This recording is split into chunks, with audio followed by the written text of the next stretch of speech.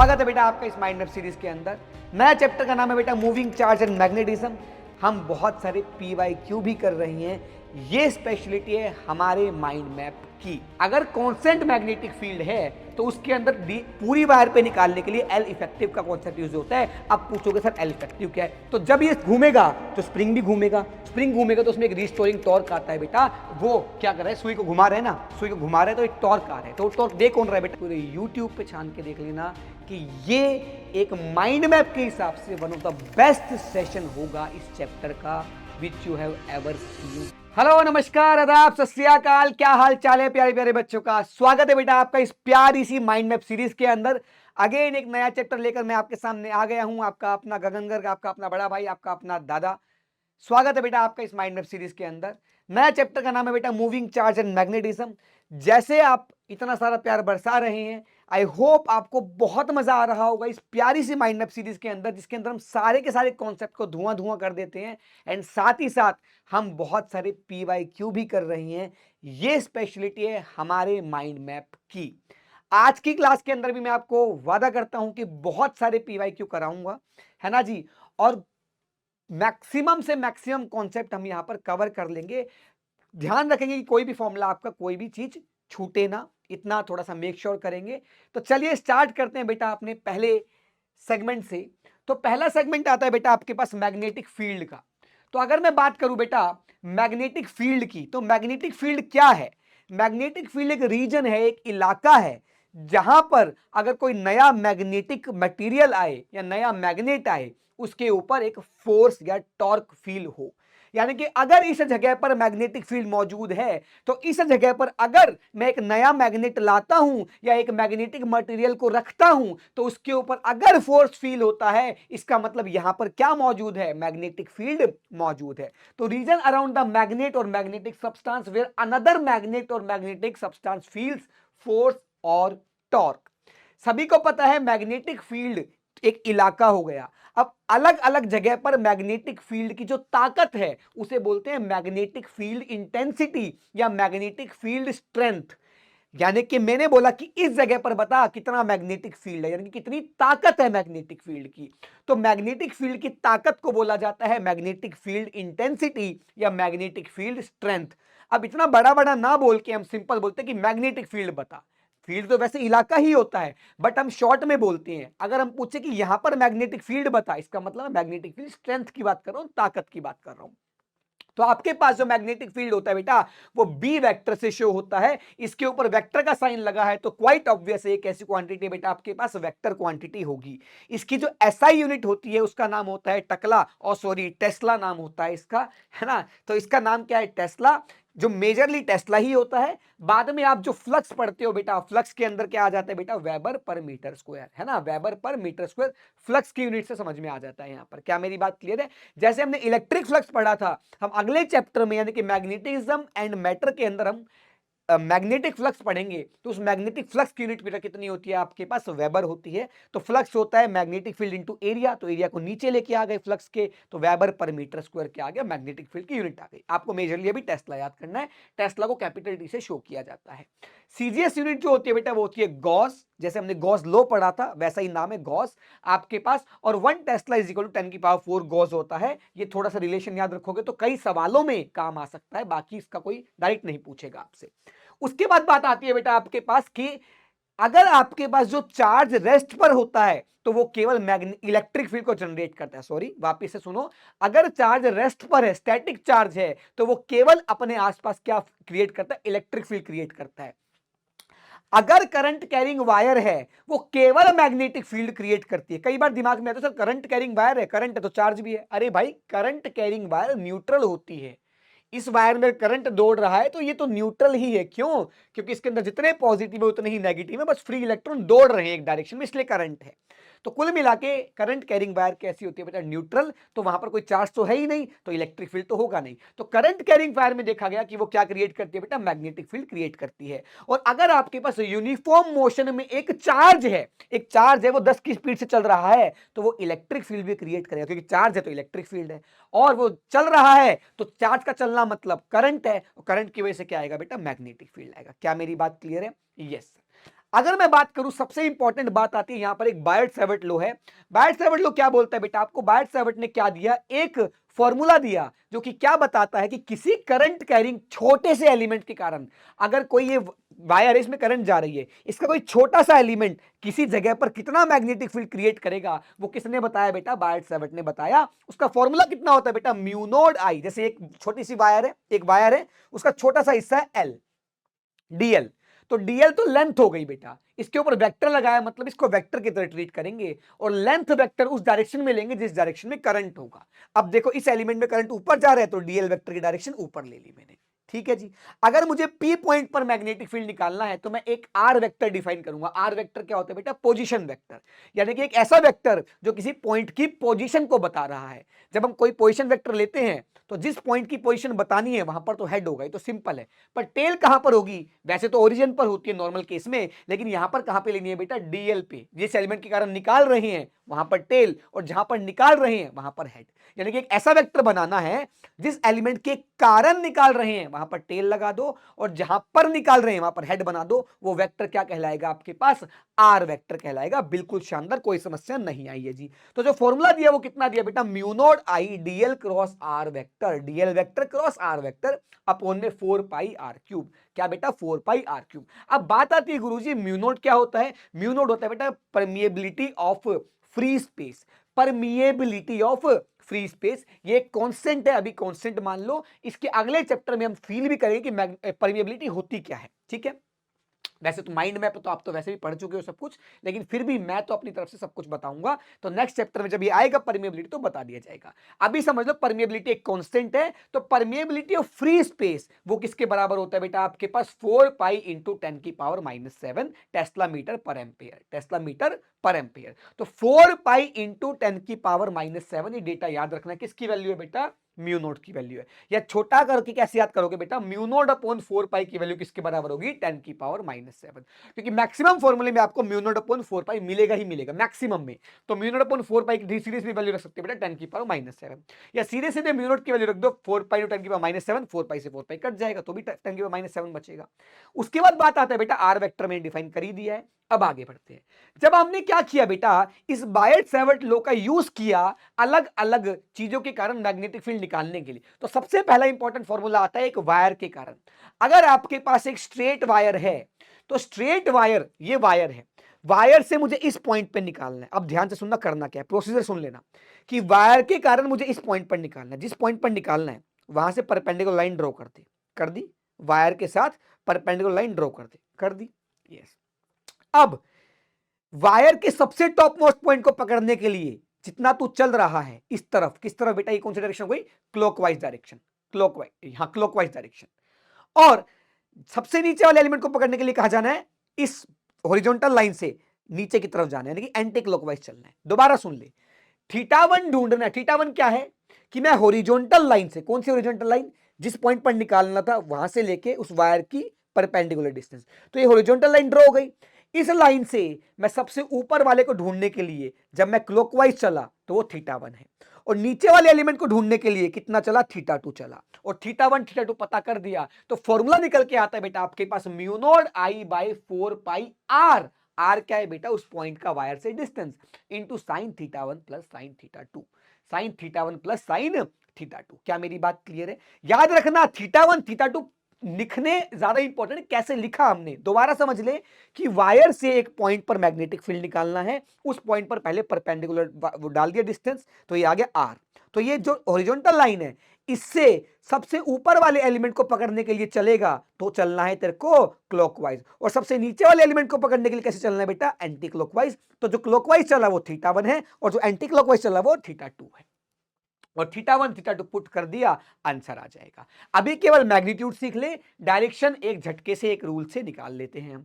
तो भैया अगर मैं इसी को अप्लाई करूं इनफाइनाइट वायर में, इनफाइनाइट वायर में ये ऊपर वाले एलिमेंट को पकड़ने के लिए बहुत दूर जाना है। जब दो लाइन बहुत दूर पर जाकर मिल रही है तो ऑलमोस्ट पैरेलल है, तो अगर ये बिल्कुल ऊपर जाके मिलेगी इनफाइनाइट पे 90 डिग्री, ये भी नीचे जाके मिलेगी तो 90 डिग्री, तो थीटा1 भी 90, थीटा2 भी 90, किसके लिए? इनफाइनाइट वायर के लिए। तो फॉर्मूला आएगा म्यू नॉट आई, ये यहां पे आ जाएगा 2, तो 2 से यहां पे 2 आ जाएगा, तो mu naught I by 2 pi R, mu naught I by 2 pi R. Formula जो आपको याद होना ही चाहिए एट एनी कॉस्ट। इसके बाद बात आती है बेटा, अगर सेमी इनफाइनाइट वायर हो तो मतलब ये पॉइंट वायर के इस कोने पर हो, एक कोने पर हो और दूसरा कोना इनफाइनाइट पर है, तो जो थीटा 2 है उसके लिए तो चलना ही नहीं पड़ा, नीचे नीचे वाले एलिमेंट को ढूंढने के लिए हॉरिजॉन्टल से कितना चलना पड़ा, बिल्कुल नहीं, तो जीरो। थीटा 2 तो जीरो, लेकिन थीटा 1 के लिए कितना चलना पड़ा बेटा, सबसे ऊपर 90 डिग्री, तो थीटा 1 90 हो गया, थीटा 2 जीरो हो गया, तो आपके पास आंसर कितना आया बेटा यहां पर, mu naught I by 4 pi R. ये फॉर्मूला भी याद रखना, सेमी इनफाइनाइट और फाइनाइट, तीन तीन फॉर्मूला याद रखने, फाइनाइट के कारण स्टैंडर्ड फॉर्मूला, जनरल फॉर्मूला, फिर इनफाइनाइट के कारण और सेमी इनफाइनाइट के कारण स्पेशल केस मान लो। इसके अलावा कोई भी केस आएगा तो ये फॉर्मूला यूज करो और आंसर निकालो। जी गुरुजी, अब मैंने कुछ सवाल दिए कि भैया मेरे पास ये वायर है, ये पी पॉइंट है, तो देख मैं यहां से कितना चला 60, यहां से कितना नीचे आया 30, तो एक जगह आएगा साइन 60, एक जगह आएगा साइन 30, √3/2 1/2 आंसर। अच्छा यहां देखो, ये बड़ा अच्छा सवाल है, देख ये वायर से इस पॉइंट का परपेंडिकुलर डिस्टेंस ये है आर, तो आर से मैं क्लॉकवाइज चलूंगा सबसे ऊपर वाले एलिमेंट को ढूंढने के लिए, तो वो चलना पड़ा 60, तो थीटा 1 तो 60 आ गया। बच्चा गलती क्या करता है, थीटा 2 को 30 पुट कर देता है, अब एक घरे, सॉरी बुरा लग गया, सॉरी।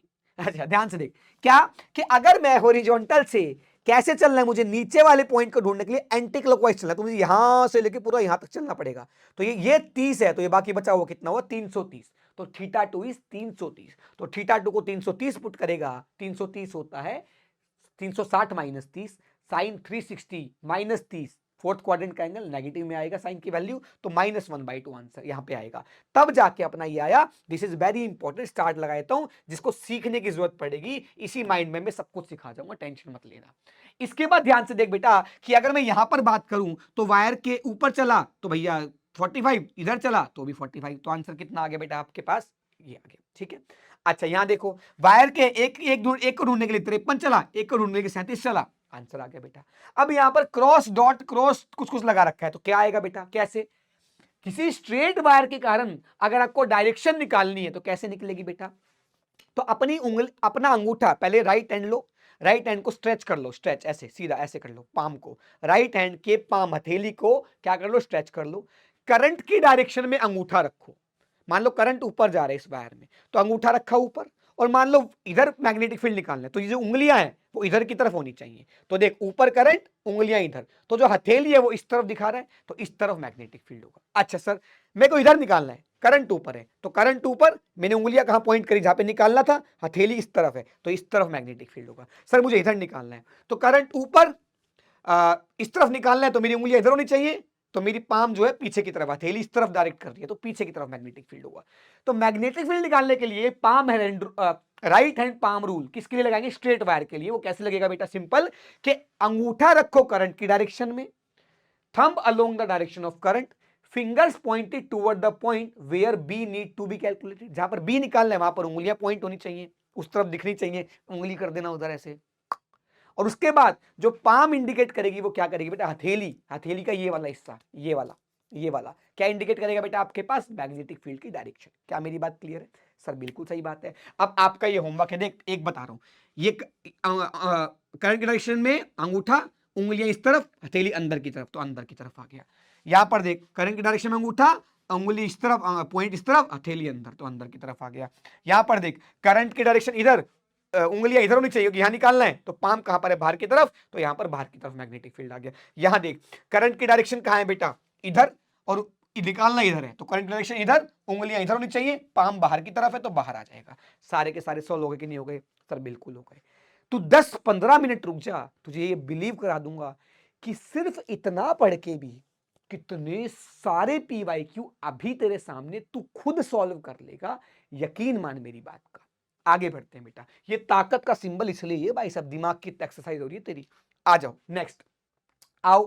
इसके बाद बेटा बात आती है कि अगर मैं एक सर्कुलर रिंग, अगर करंट कैरिंग रिंग है आपकी बार, और उसकी एक्सिस पर मैं बात करता हूं कितना मैग्नेटिक फील्ड होगा, तो फॉर्मूला याद रखना, mu naught I capital R का स्क्वायर, कैपिटल आर क्या है, रिंग की रेडियस, अपॉन में 2 ब्रैकेट में कैपिटल आर का स्क्वायर प्लस एक्स स्क्वायर की पावर 3/2। एक्स क्या है बेटा, सेंटर से एक्सिस पर पॉइंट की दूरी, जिस पॉइंट पर हमें निकालना है।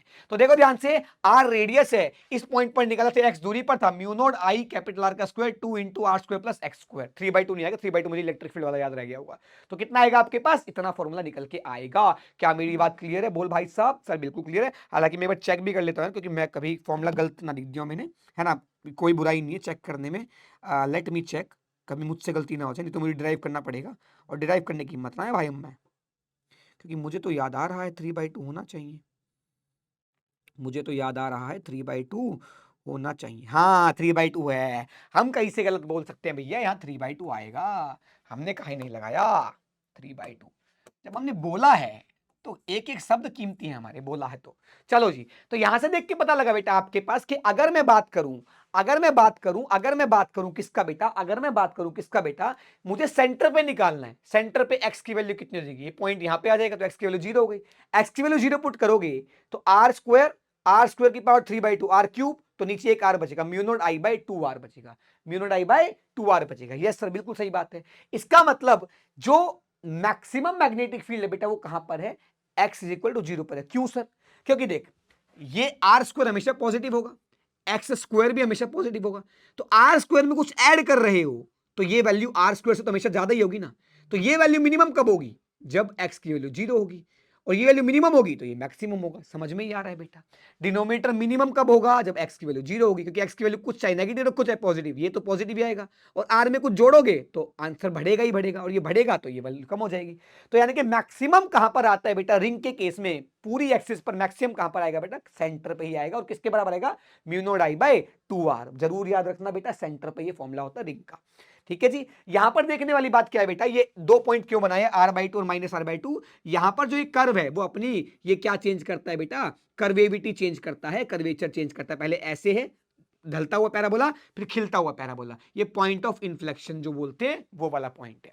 अच्छा जी, इसके बाद सेंटर वाला मैंने आपको बता ही दिया है। हाँ लेकिन अगर इसी लूप के n लूप्स हो, n टर्न्स हो, तो n टर्न्स होंगे तो बेटा किसके बराबर, एक के कारण इतना है, n के कारण n टाइम मल्टीप्लाई हो जाएगा। तो mu naught I by 2r multiply by capital N। n is the number of turns and number of loops. अच्छा, अगर मुझे यही फॉर्मूला लगाना है, यही चीज यूज करनी है किसी आर्क के कारण जो थीटा एंगल सबटेंड कर रही है, तो mu naught I by 4πr into theta, 4πr into theta. Verify करके दिखाऊं, अगर ये कंप्लीट आर्क होती तो ये एंगल कितना होता, 2π। तो देख 2π पुट कर, पाई से पाई कट गया, 2 से यहाँ 2 आएगा, तो mu naught I bye 2r आ जाएगा। यही आ गया कि नहीं आ गया, यस। तो फॉर्मूला ये बिल्कुल सही है, mu naught I by 4πr into theta. Theta हमेशा किस में पुट करना है, यहां पर रेडियन में पुट करना है। जी गुरु जी।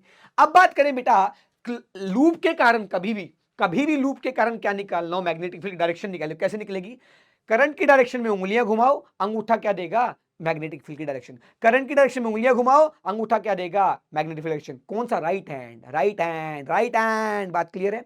अब ध्यान से देख, अगर मैं बात करूं, curl your finger, right hand fingers in the direction of current, thumb will give you the direction of B. Sir उंगलियां घुमा इधर, अंगूठा तो इधर है। अरे भाई राइट हैंड का अंगूठा, उंगलियां राइट की घुमा रहे तो अंगूठा भी राइट का, इधर का मत यूज करना।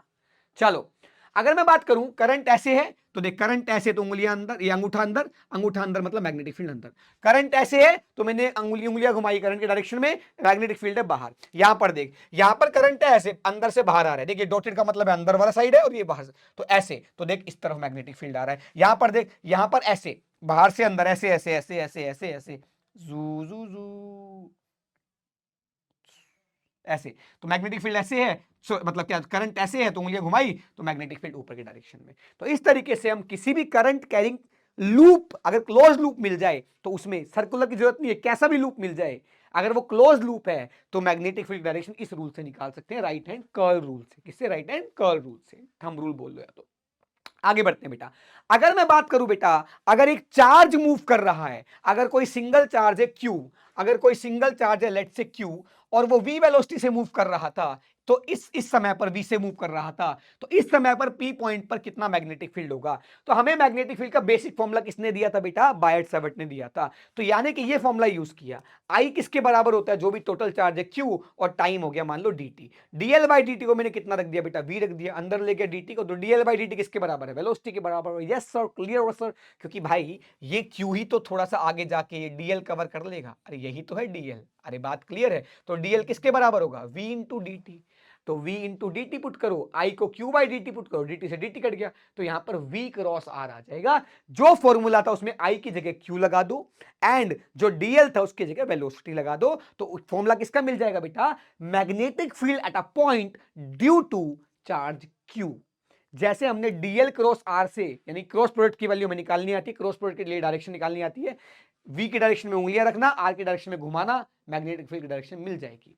ये फॉर्मूला बहुत ज्यादा यूज नहीं होगा, और फिर भी पता होना चाहिए, इतना ज्यादा इंपॉर्टेंट नहीं है। आगे बढ़ जाओ बेटा।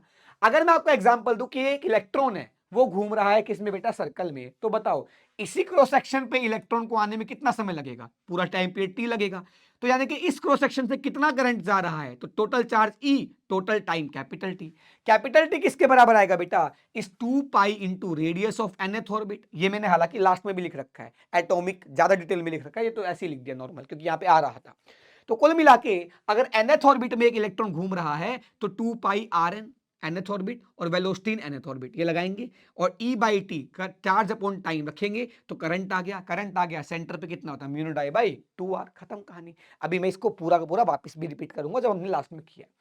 इसके बाद बहुत इंपॉर्टेंट लॉ आता है बेटा, ampere circuit law. Ampere circuit law क्या बोलता है कि अगर बहुत सारी आपके पास करंट कैरिंग एलिमेंट्स है, वायर्स हैं, तो उसके कारण अगर कोई एम्पेरियन लूप ले लो, एम्पेरियन लूप ऐसा इमेजिनरी लूप, जैसे वहां पर गॉसियन सरफेस लिया था, वैसे यहाँ पे क्या एम्पेरियन लूप ले लिया। एम्पेरियन लूप ले लिया तो जो बी डॉट डीएल आएगा, यानी कि हर जगह पर छोटा छोटा छोटा छोटा बी, और डॉट प्रोडक्ट किसके साथ, एल के साथ, छोटे छोटे लेंथ के साथ, उसका जब टोटल सम करेंगे बी डॉट डीएल का, वो किसके बराबर आया बेटा, म्यू नोड इंटू आई इनसाइड। आई इनसाइड, अंदर उस लूप के अंदर कितना करंट था। जैसे देखो ध्यान से, ये मैंने एक लूप मान लिया, only applicable for constant current, constant current के लिए एप्लीकेबल होगा, can be applied for any type of distribution, but symmetric के लिए ज्यादा यूज करते हैं, क्योंकि डेरिवेशन करते हो सिमेट्रिसिटी का बहुत रोल आता है, तो सिमेट्रिसिटी जहां पर है वहां के लिए ज्यादा इस्तेमाल किया। जैसे मान लो ये एक वायर है, इसके अराउंड चारों ओर एक एम्पेरियन लूप ले लूं, ऐसे गोल ले लूं, तो हमें पता है यहां पर यहां पर यहां पर यहां पर यहां पर हर जगह मैग्नेटिक फील्ड सेम होगा, इसलिए मैंने क्या किया, इसको मैं एम्पेरियन लॉ आराम से लगा सकता हूं। पर अगर मैं बात करूं यहां पर वायर, यहां पे वायर, यहां पे वायर, यहां पे वायर, अब मैं लूप लूं, तो भैया इस वायर के लिए कोई दूरी ज्यादा है, कोई दूरी कम है, इस वायर के लिए कोई दूरी ज्यादा है, कोई दूरी कम है, तो यानी कि उस लूप पे हर पॉइंट पर वायर जो है सिमेट्रिक नहीं है, ऐसा नहीं कि सेंटर पे ही है, तो सिमेट्रिक के लिए ज्यादा इस्तेमाल होती है। तो आपके पास कैसे होते हैं बेटा, B dot D L is equal to mu naught into I enclose. इसका इस्तेमाल करके हम क्या कर सकते हैं बेटा, हम बहुत सारे डेरिवेशंस कर सकते हैं, जैसे कि सोलेनॉइड में कैसे कितना मैग्नेटिक फील्ड होगा, जो प्लेन जो छोटी पतली सी वायर थी mu naught I by 2 pi R, उसके कारण भी इस सर्किटल लॉ से डेरिवेशन कर सकते हैं। मोटी वायर, थिक वायर है जिसमें से वॉल्यूम में से करंट निकल रहा है, उसमें कितना मैग्नेटिक फील्ड होगा, यहाँ कहीं लिखा भी होगा, ये रहा थिक वायर। तो इस तरीके से बहुत सारे डेरिवेशन इस एम्पेयर सर्किट लॉ से किए जा सकते हैं। क्लास के नोट जरूर पढ़ लेना एक बार। साथ में देखिए ध्यान से बेटा, अगर मैं बात करूं थिन वायर, जैसे पतली सी वायर थी अभी, तो पतली सी वायर के कारण तो वही फॉर्मूला आएगा mu naught I by 2 pi D, जो भी था, यानी कि डी दूरी पर। लेकिन अगर मोटी वायर है, मोटी वायर मतलब ये वायर का जो ये एरिया है अच्छा खासा है, तो ये एरिया है तो करंट ऐसे बाहर निकल रहा है, ठीक है बेटा। तो अगर ये करंट बाहर ऐसे इसकी वॉल्यूम में से गुजर रहा है, तो बताओ जरा, अगर आप ऊपर से देखोगे तो ऊपर से करंट ऐसे दिखेगा जी, ये ऐसे आ रहा है जी, ठीक है, ये ऊपर वाला एरिया टॉप व्यू है, टॉप व्यू। अगर टॉप व्यू इस वायर का ऐसा है, तो बताओ बाहर की तरफ जब क्या करोगे बेटा, मैग्नेटिक फील्ड निकालोगे, तो फॉर्मूला वही आएगा जो थिन वायर के कारण आया था, कोई दिक्कत नहीं है। पर अंदर की तरफ निकालोगे तो फॉर्मूला याद रखना बेटा, mu naught J R by 2। J क्या है यहां पर बेटा, total current I upon total area pi R square. ये टोटल करंट आई और एरिया कितना क्रॉस सेक्शन का, पाई आर स्क्वायर। तो याद रखना बेटा, mu naught J R by 2 या फिर mu naught I by 2 pi R square, capital R square into small R. ये फॉर्मूला याद रखना। ये सारे डेरिवेशन एम्पेयर सर्किट लॉ से कराए जा सकते हैं, बट ऑब्वियसली माइंड मैप में डेरिवेशन तो उम्मीद ही मत करना भाई, माफ कर दो। तो यानी कि बेटा आपके पास बाहर मैग्नेटिक फील्ड कितना होगा, mu naught I by 2 pi R या 2 पाई डी बोल लो, है ना। ये डी दूरी मतलब कहां से, वायर से, मतलब इस वायर के सेंटर से, सेंटर वाली एक्सिस से कितनी दूरी पर है, वो वाली दूरी यहाँ पे।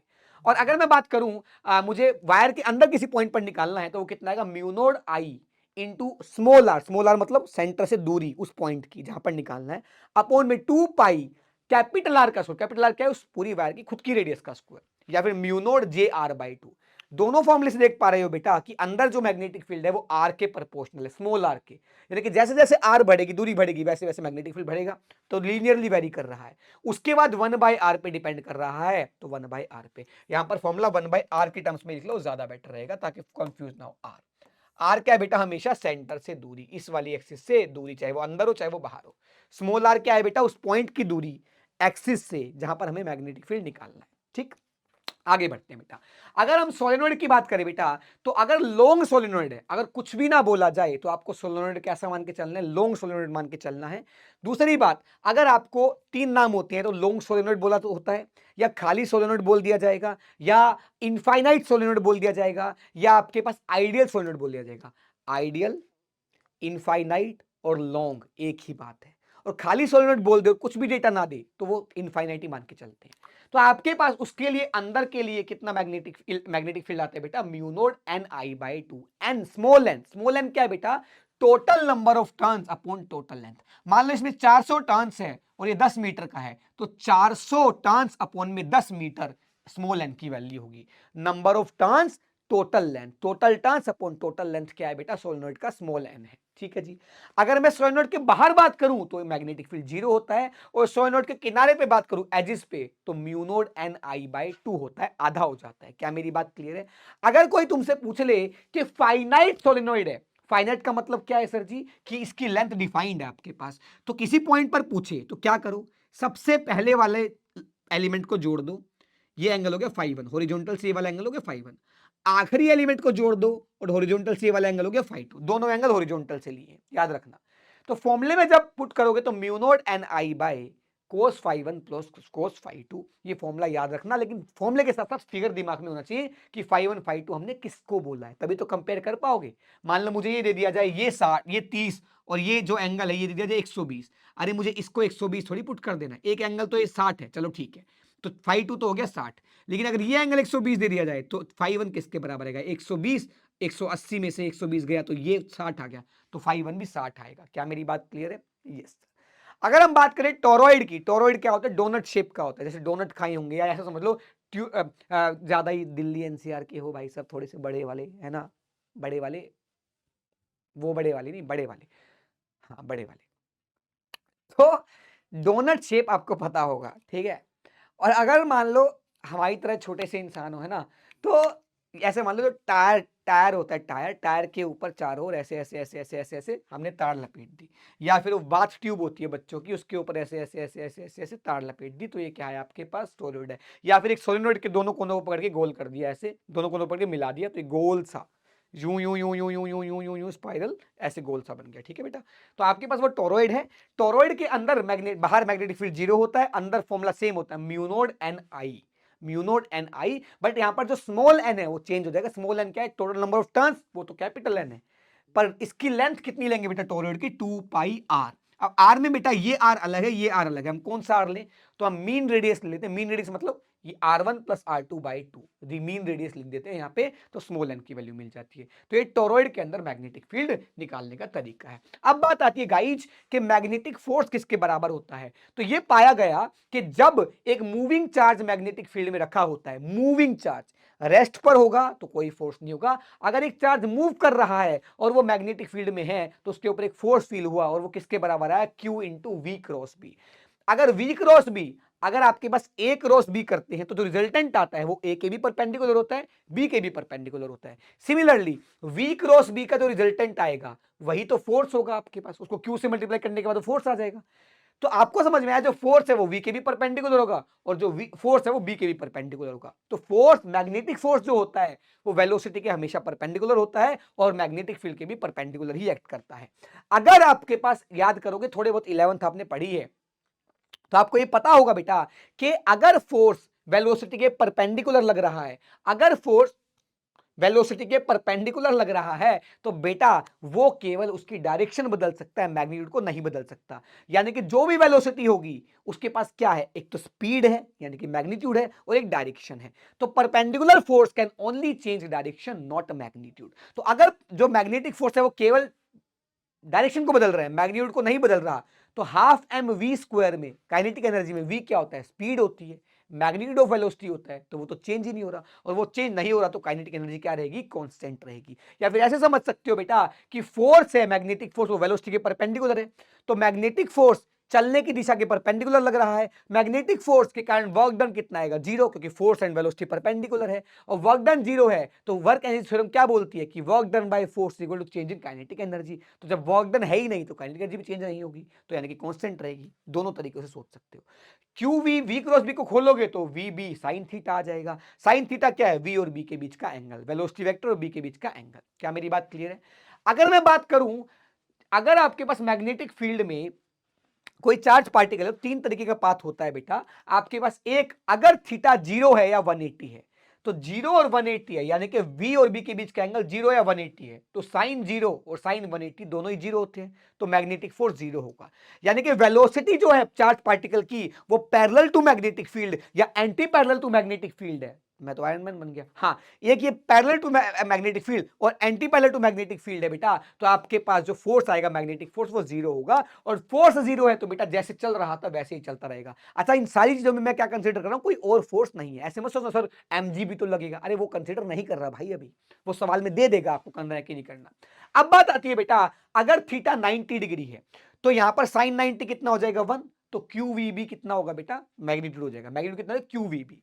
तो जब आपके पास, ध्यान से देखो, यहां पर वेलोसिटी इधर है, बी अंदर है, तो v क्रॉस बी से फोर्स इधर आया, यानी कि इधर था, जा रहा था, फोर्स इधर लगा, थोड़ा मुड़ गया, मुड़ते ही v क्रॉस बी इधर फोर्स लगा, तो इधर, फिर इधर इधर इधर इधर, जैसे कि सारा फोर्स कहां आ रहा है, सेंटर की तरफ आ रहा है, और पाथ क्या हो गया बेटा, सर्कल।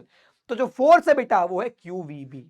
ये क्यू वी बी ही क्या है बेटा, गंगाधरी शक्तिमान है। ये जो मैग्नेटिक फोर्स है वो सेंटर की तरफ लग रहा है, इसका मतलब यही सेंट्रीपिटल फोर्स है, तो ये M V square by R के बराबर होगा। इसके आगे आगे कैलकुलेशन बाद में करा रहा हूं, अभी अगले पेज पे करा रहा हूं।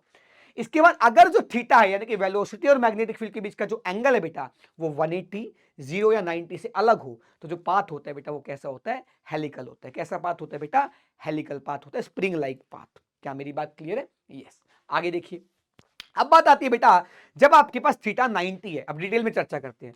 जब थीटा 90 है तो फोर्स हमेशा सेंटर की तरफ लग रहा है, तो यही सेंट्रीपिटल फोर्स है। फोर्स है कितना, Q V B sine theta, sine 91 तो क्यू वी बी, तो ये क्यू वी बी ही सेंट्रीपिटल है। सेंट्रीपिटल किसके बराबर होता है, M V square by R. तो यहां से रेडियस ऑफ द पाथ मिल गई, रेडियस ऑफ द सर्कल मिल गया, M V upon Q B. Very very important formula, अभी 10 सवाल दिखा दूंगा मैं इसके ऊपर, अभी जो मैंने लिखे हैं, और आए तो पता नहीं नाजायज कितने हैं हर साल। इसके बाद बेटा आता है, रेडियस को लिखा जा सकता है एमवी। एमवी कितना होता है बेटा, मोमेंटम, तो मोमेंटम अपॉन क्यू भी, अगर मोमेंटम दे रखा है तो।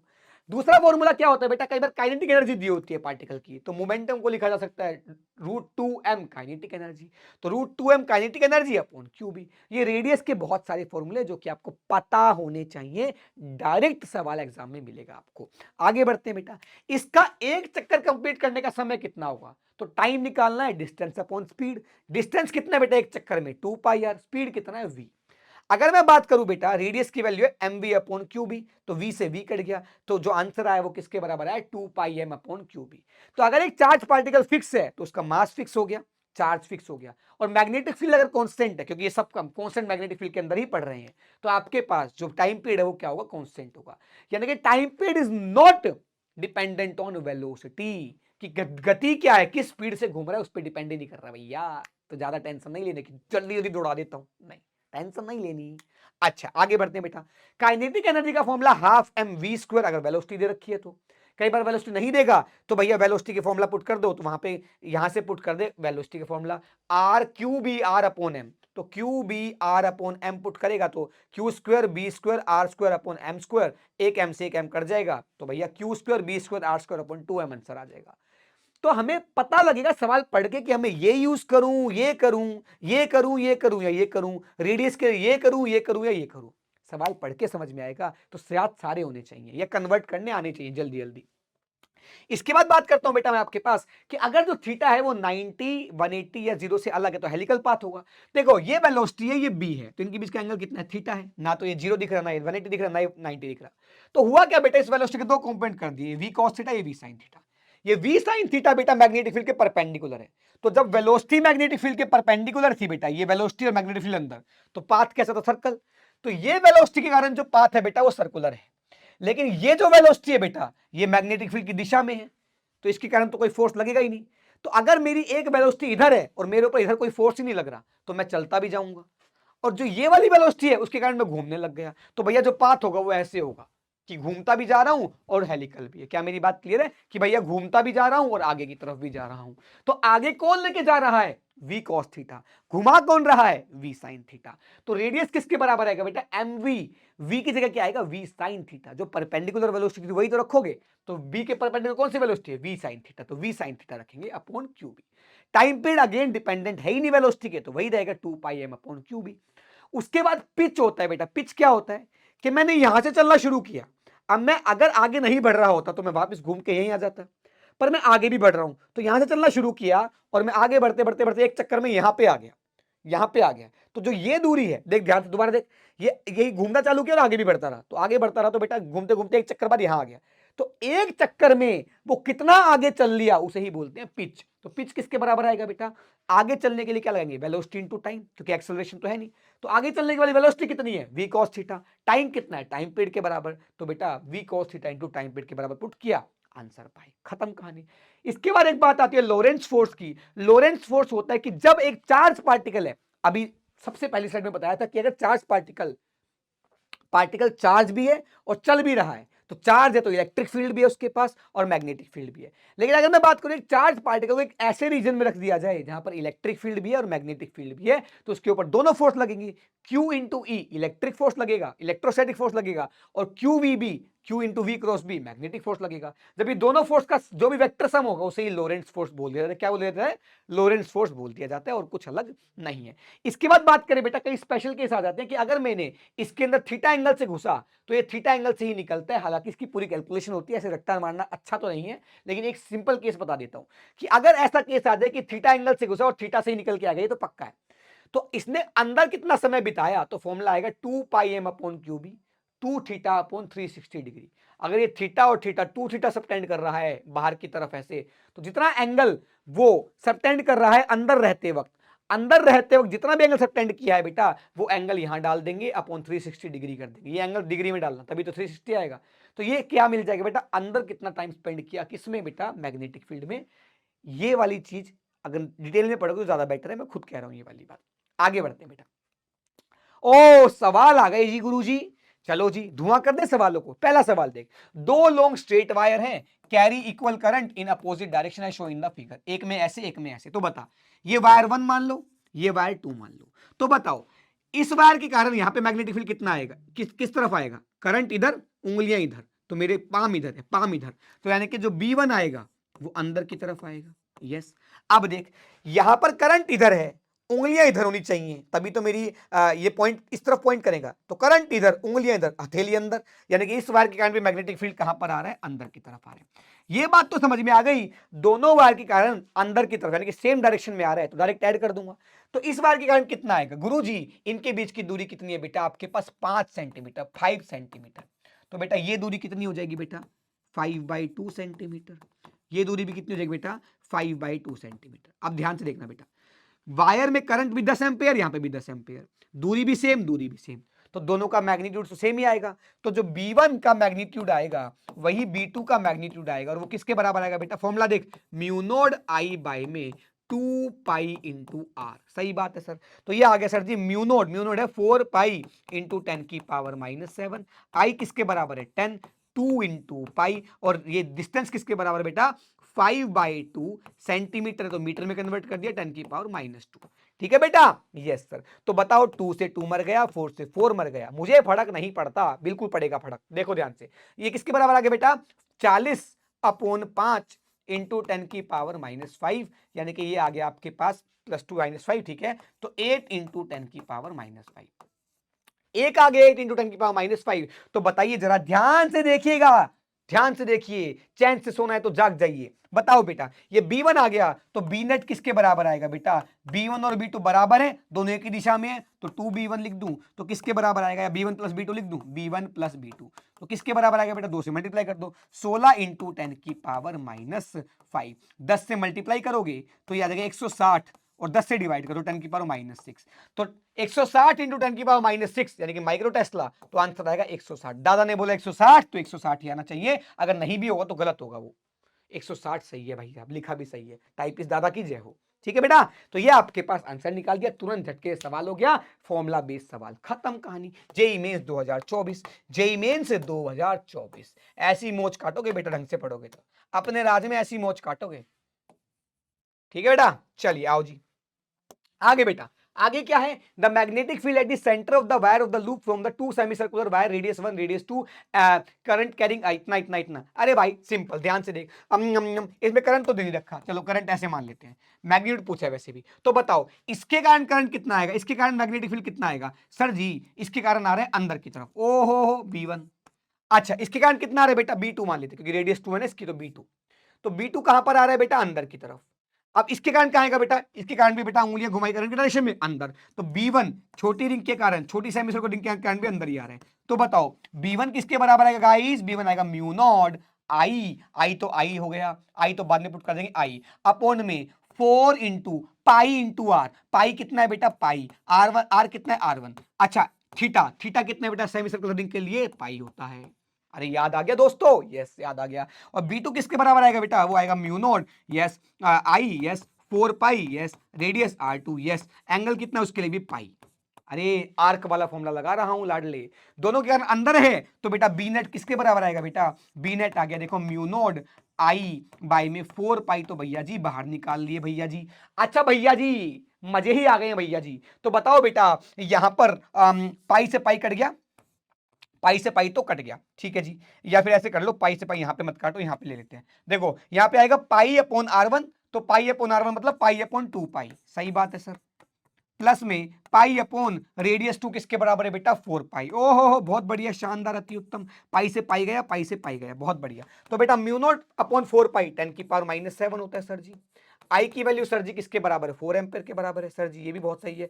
1/2 प्लस 1/4 3/4 आ जाएगा सर जी, एकदम सही बात है, एकदम चमक गया सर जी। तो किसके बराबर है बेटा? 3 इंटू 10 की पावर माइनस 7, तो 3 इंटू 10 की पावर माइनस 7, तो अल्फा की वैल्यू कितनी आ गई? 3। दादा ने बोला सही तो सही, बिल्कुल सही, देख लो ध्यान से, 3 वैल्यू आ गई, 3.00 है ना? दादा गलत नहीं है भाई साहब, 3.00 का मतलब 3 ही है भाई, मेरे यहाँ तो, हमारे यहाँ ऐसा ही होता है, हमारे यहाँ ऐसे ही होता है। तो कितना आंसर आया बेटा? बिल्कुल सही आंसर आया, जो भी है एकदम सही है, धमाकेदार आंसर है। सेकंड क्वेश्चन कर लिया हमने 2024 की शिफ्ट का, बिल्कुल धमाकेदार तरीके से निपटा दिया। अरे बात क्लियर है? Yes sir. आगे बढ़ते हैं बेटा, आगे देखिए, दो इंसुलेटेड सर्कुलर लूप है, A and B, carrying I current है, एक में एंटी क्लॉकवाइज है, ऐसे ऐसे, तो इसमें करंट ऐसे है, तो एक के कारण तो मैग्नेटिक फील्ड इधर आ जाएगा, बहुत बढ़िया, शानदार, अति उत्तम, वाह वाह, इधर आ जाएगा। और एक में बेटा करंट ऐसे है, तो एक का मैग्नेटिक फील्ड इधर आ जाएगा। दोनों आपके पास लूप क्या है? सेम है मेरे ख्याल से। The magnet of the induction कितना आएगा? तो बेटा एक आ जाएगा, ये भी बी है और ये भी बी है, तो जो नेट आएगा बी नेट वो किसके बराबर आएगा बेटा? √2b के बराबर। क्यों सर? क्योंकि दो परपेंडिकुलर है, दो परपेंडिकुलर वेक्टर का रिजल्टेंट कितना आएगा? अंडर रूट में इसका स्क्वायर प्लस इसका स्क्वायर, खत्म कहानी। तो किसके बराबर आएगा बेटा? अच्छा एक के कारण आता कितना है? वो आता mu naught I upon 2r। Sir बात खत्म, कहानी खत्म और सब खत्म। तो mu naught I by 2r into √2, तो देख लो कौन सा है, ये भी नहीं है, ये भी नहीं है, ये आ जाएगा सी वाला, आ जाएगा म्यू नोड आई अपॉन √2 से खाली √2 नीचे बचेगा इंटू आर, सी वाला ऑप्शन आ गया। दादा ने बोला सही है तो सही है, दादा ने बोला सी सही है तो दादा ने बोला बिल्कुल सही है, ये लो जी। तो ये आगे बेटा थर्ड वाला सवाल, खत्म कहानी, लाजवाब। और बोल भाई, अगला देखते हैं। अगला देखिए बेटा, current of 5 ampere flows in square loop of side 1, the magnetic field at the centre of the loop is इतना। कितना मैग्नेटिक फील्ड होगा? स्क्वायर है, तो ध्यान से देख बेटा, स्क्वायर मिलके किससे बना है बेटा? स्क्वायर मिलके दो चार डंडियों से मिलकर तो बना है, सीधी डंडियों से। हाँ सर बिल्कुल सही बात है। तो बता इसके कारण कहां आएगा करंट? इधर, उंगलियां इधर अंदर, इसके कारण कहाँ आएगा, करंट इधर, उंगलियां इधर अंदर। इसके कारण, अच्छा उल्टा एरो है, यहाँ पे एरो ऐसे आएगा। इसके कारण कहाँ आएगा, करंट इधर, उंगलियां इधर सेंटर की तरफ, तो अंदर। इसके कारण कहाँ आएगा, करंट इधर, उंगलियां इधर, अंदर। तो यानी कि चारों के कारण मैग्नेटिक फील्ड अंदर की तरफ आ रहा है। तो बी नेट किसके बराबर आएगा बेटा, B1 plus B2 plus B3 plus B4 plus B5, B3 plus B4। अब कोई भी एक वायर पकड़ ले, कोई भी एक वायर पकड़ेगा तो बेटा साइड कितनी है 1, तो ये कितना बचेगा बेटा, ये बचेगा 1/2 मीटर। सही बात है सर। और ये जो एंगल आएंगे बेटा, ऑब्वियस सी बात है, अरे ऑब्वियसली कितना बेटा 45 डिग्री, 90, ये भी 45, दोनों ट्रायंगल सिमिलर है, 45 और 45। तो बेटा B1 किसके बराबर आएगा, वो आ जाएगा sir ji mu naught I upon में 4 पाई डिस्टेंस, डिस्टेंस कितना है बेटा 1/2, यस सर जी, इनटू में sine theta 1 plus sine theta 2 1/√2 plus 1/√2, दोनों 45 डिग्री है। बिल्कुल गुरुजी, आपने कहा गुरुजी एकदम सही है गुरुजी, आपके चरणों में मेरे कोटि कोटि प्रणाम गुरुजी। चलो तो बी नेट किसके बराबर आएगा बेटा, सबके कारण सेम दिशा में आ रहा है और सबके कारण आएगा भी सेम, सिमेट्री है देख ले सबके कारण। तो मेरे हिसाब से इतनी बात तो समझ में आ रही होगी। तो 4B1 कर देता हूं सीधे सीधे, तो भैया म्यू नॉट बाई 4 पाई 10 की पावर -7 आ जाता है भैया हमारे यहाँ। तो 2 ऊपर उछल के चला गया तो 2 ऊपर आ जाएगा। आई की वैल्यू किसके बराबर है गाइज, आई की वैल्यू है 5 इंटू में 2/√2, तो खाली √2 बचेगा और एक और 4 और आ जाएगा, यहाँ पे कितना आ जाएगा 4 और आ जाएगा। मेरे हिसाब से तो ये आंसर आवेगा। तो देखो ध्यान से कितना, 4 पंजे 20, 20 इंटू 2 4 पंजे 20 इंटू 2 40 इंटू 40 √2 10 की पावर -7। तो आंसर आना चाहिए 40 आना चाहिए मेरे हिसाब से, तो क्योंकि x √2 10 की पावर -7 दे रखा है, मेरी समझ से तो 40 आंसर आना चाहिए। दादा ने कहा आया, दादा ने कहा आएगा तो आएगा, क्योंकि दादा सही कहते हैं। ये लो भैया 4th सवाल, अरे बोल भैया धमाकेदार तरीके से कर लिया गया। यस सर, आगे बढ़ते हैं बेटा। आगे देखिए, 2 parallel long current carrying wire है separated by distance, the ratio of the magnetic field at a point पर बताना है। ए पॉइंट यहां पर है बेटा, ठीक है लाडो, यहां पर ए पॉइंट है, ठीक है जी। यानी कि एक तो इस वायर के कारण यहां पे, एक इस वायर के कारण यहां पे, कितना होगा बेटा, करंट ऊपर, उंगलियां इधर बाहर की तरफ, इसमें भी करंट ऊपर, उंगलियां इधर बाहर की तरफ। तो यानी कि यहां पर तो ये वायर 1 है, ये वायर 2 है, तो B ड्यू टू 1 बाहर की तरफ है और B ड्यू टू 2 यहां पर भी बाहर की तरफ ही आ रहा है। सही बात है सर। यहां पर बात करें कहां पर बेटा, O पॉइंट पर, शायद रेशियो पूछ रहा होगा A पर और C पर। C कहां पर है, C यहां पर है, एथे है, एथे है, तो एथे है C पॉइंट। तो बेटा C पॉइंट पर इस बार के कारण देख करंट ऊपर इधर अंदर, इस बार के कारण करंट ऊपर और इधर अंदर, तो यानी कि B ड्यू टू 1 वायर वो है अंदर की तरफ and B due to 2 wire अंदर की तरफ।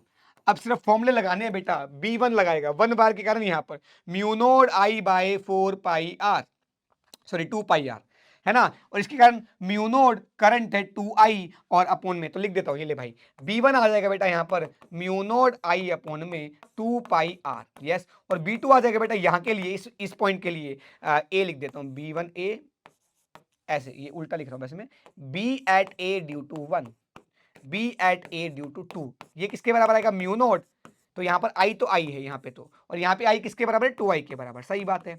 अपॉन में 2 पाई, डिस्टेंस कितना है बेटा, ये 2R है और ये R है, तो 3R डिस्टेंस आ जाएगा। ये आ गया आपके पास बाहर की तरफ, ये भी बाहर की तरफ और ये भी बाहर की तरफ।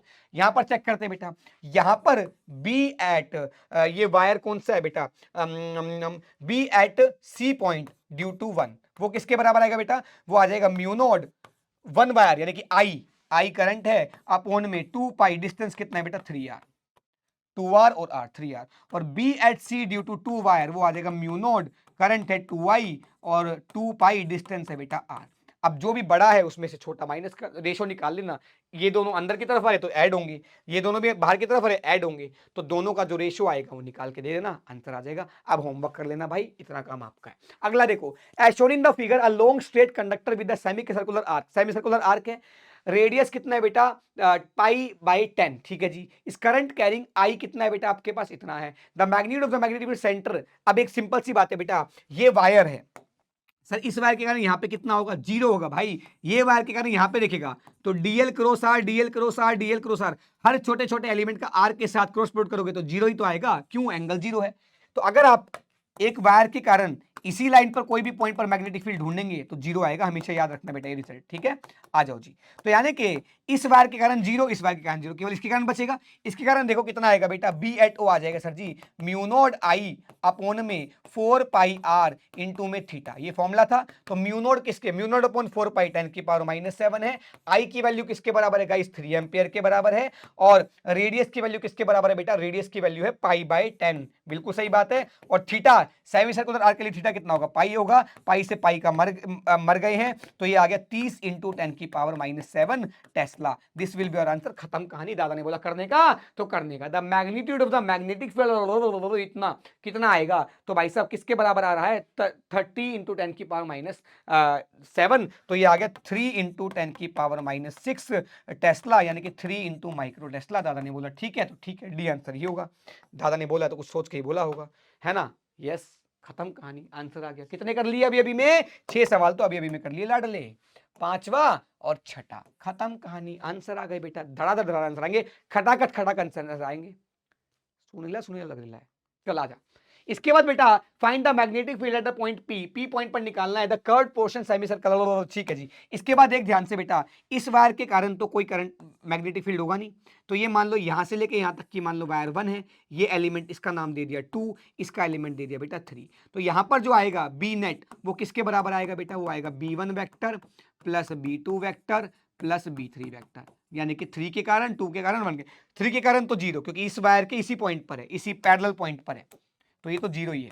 अब बचा 2 पॉइंट। अब बताओ इसके कारण कितना है बेटा, यहां पे बाहर की तरफ, तो बेटा B2 जो आएगा वो आएगा बेटा म्यू नॉड आई, तो आई अपॉन में 4 पाई इंटू रेडियस जो भी है वो आर है, स्मॉल आर है, और एंगल कितना है पाई, तो ये बाहर की तरफ आएगा इतना। अच्छा यहां पर देख, ये वायर है, ये वायर यहां पे सेमी इनफाइनाइट है, ऐसे दे रखी है, ठीक है जी। अब ध्यान से देखो बेटा, सेमी इनफाइनाइट का यहां पे निकालना है इस पॉइंट पर, तो एक एंगल 0 एक एंगल 90, तो बता B1 किसके बराबर आएगा। अच्छा करंट इधर, उंगलियां इधर, इस पॉइंट की तरफ, करंट इधर, अंगूठा उंगलियां पॉइंट की तरफ, बाहर की तरफ दिखा रहा है, मतलब पाम बाहर है तो बाहर की तरफ, तो कितना आएगा बेटा, म्यू नोड आई अपॉन में और 4 पाई इंटू डिस्टेंस कितना है बेटा, आर डिस्टेंस है तो आर, ये भी आ गया बाहर की तरफ। भाई ने बोला करने का तो करने का। नेट कितना आ जाएगा बेटा, बी नेट आ जाएगा बेटा, सीधे सीधे ऐड करो, म्यू नोड आई अपॉन में 4r तो बाहर आ गया, 1 प्लस में 1 बाई पाई आंसर आ गया।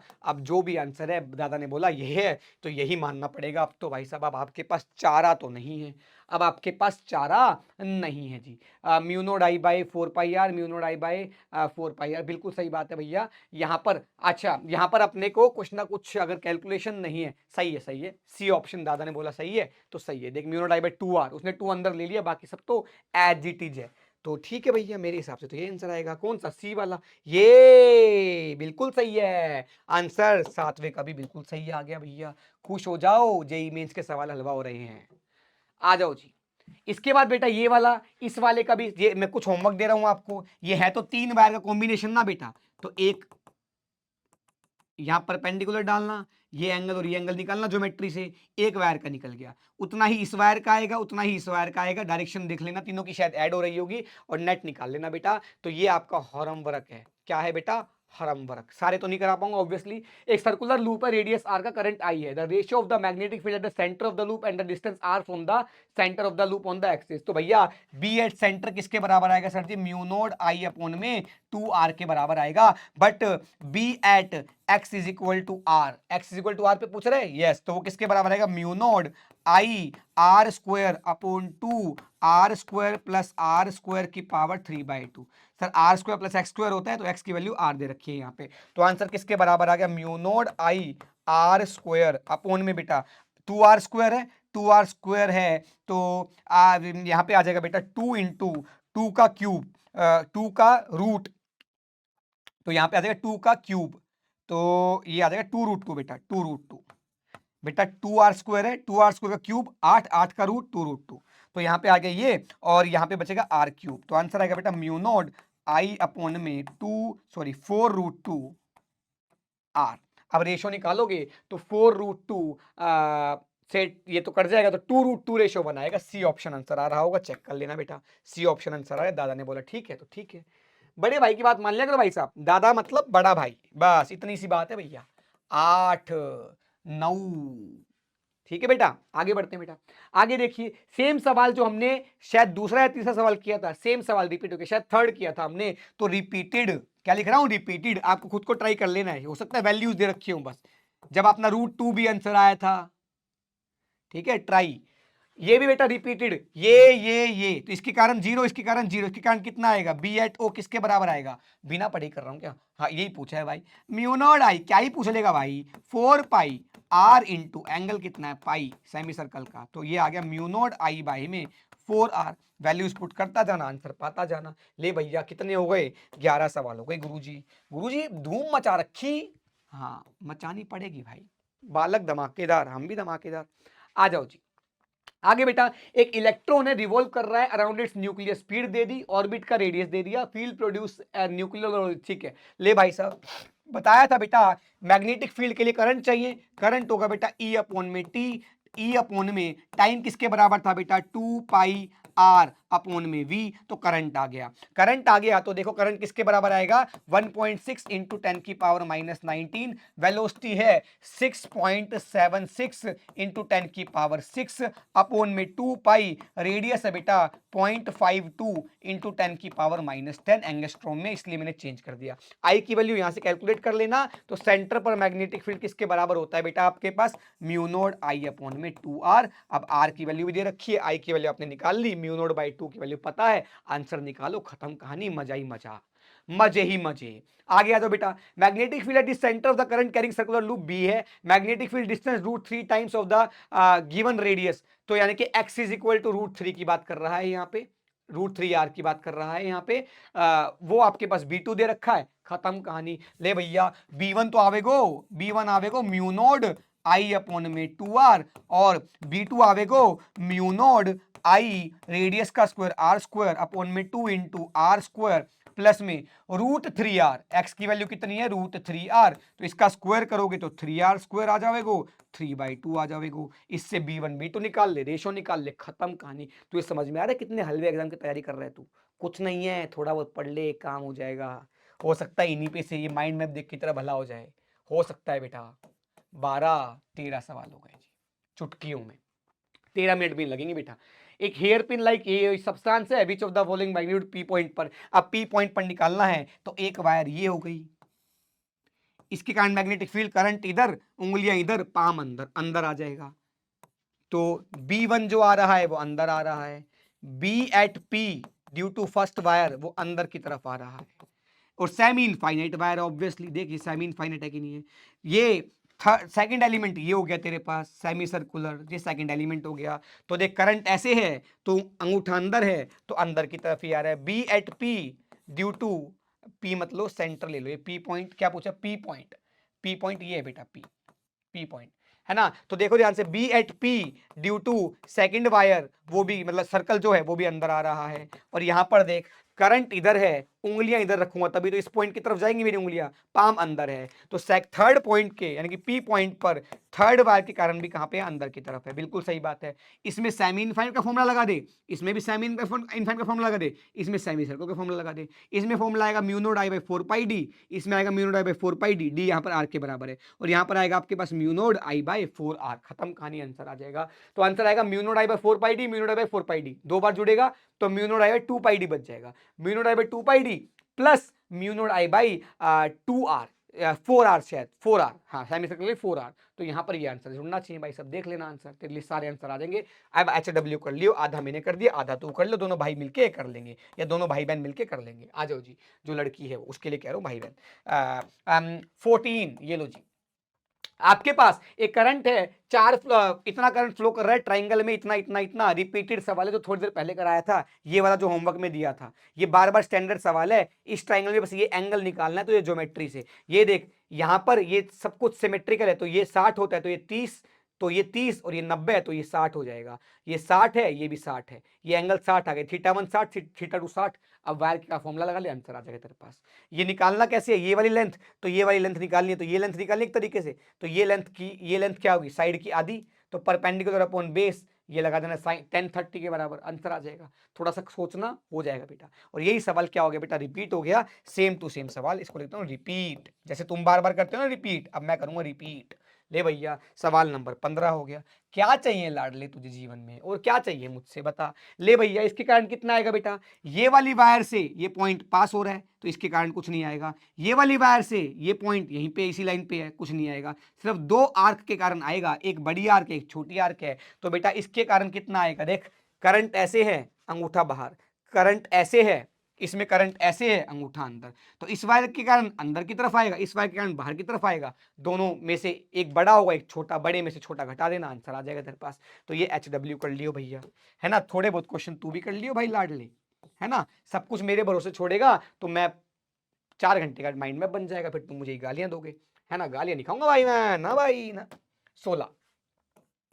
चलिए अगला देखो, सोलेनोइड है, लेंथ इतना है, रेडियस इतना है, made up of m number of turns है, m इट कैरीज करंट इतना, magnitude of the field inside इतना, then the value of m। तो बताओ बेटा, जो मैग्नेटिक फील्ड होता है वो किसके बराबर होता है sir ji, mu naught into n into I. उसके बाद म्यू नोड n की वैल्यू किसके बराबर होती है, टोटल नंबर ऑफ टर्न्स वो m है, अपॉन में लेंथ l है इंटू आई। अब बताओ बेटा, लेंथ ये आ गया 4 पाई इंटू 10 की पावर -7, ये आ गई म्यू की वैल्यू, म्यू नोड की वैल्यू। m की वैल्यू हमें पता नहीं, निकालनी है। लेंथ की वैल्यू बेटा 0.5 है, और i की वैल्यू बेटा किसके बराबर है, आई है 5 के बराबर, 5 एम्पेयर के बराबर। और ये सारी वैल्यू दे रखी है बेटा 6.28 इंटू 10 की पावर -3। क्या मेरी बात क्लियर है क्या सर, बिल्कुल सही बात है। तो देखो जरा, जो कट रहा है काट लो, देखो इन्हें ये ओस की बूंदे खोना जाइए तारे जमीन पर। तो 4 इंटू इसको लिखता हूँ 2 पाई होता है 6.28 इंटू 10 की पावर -7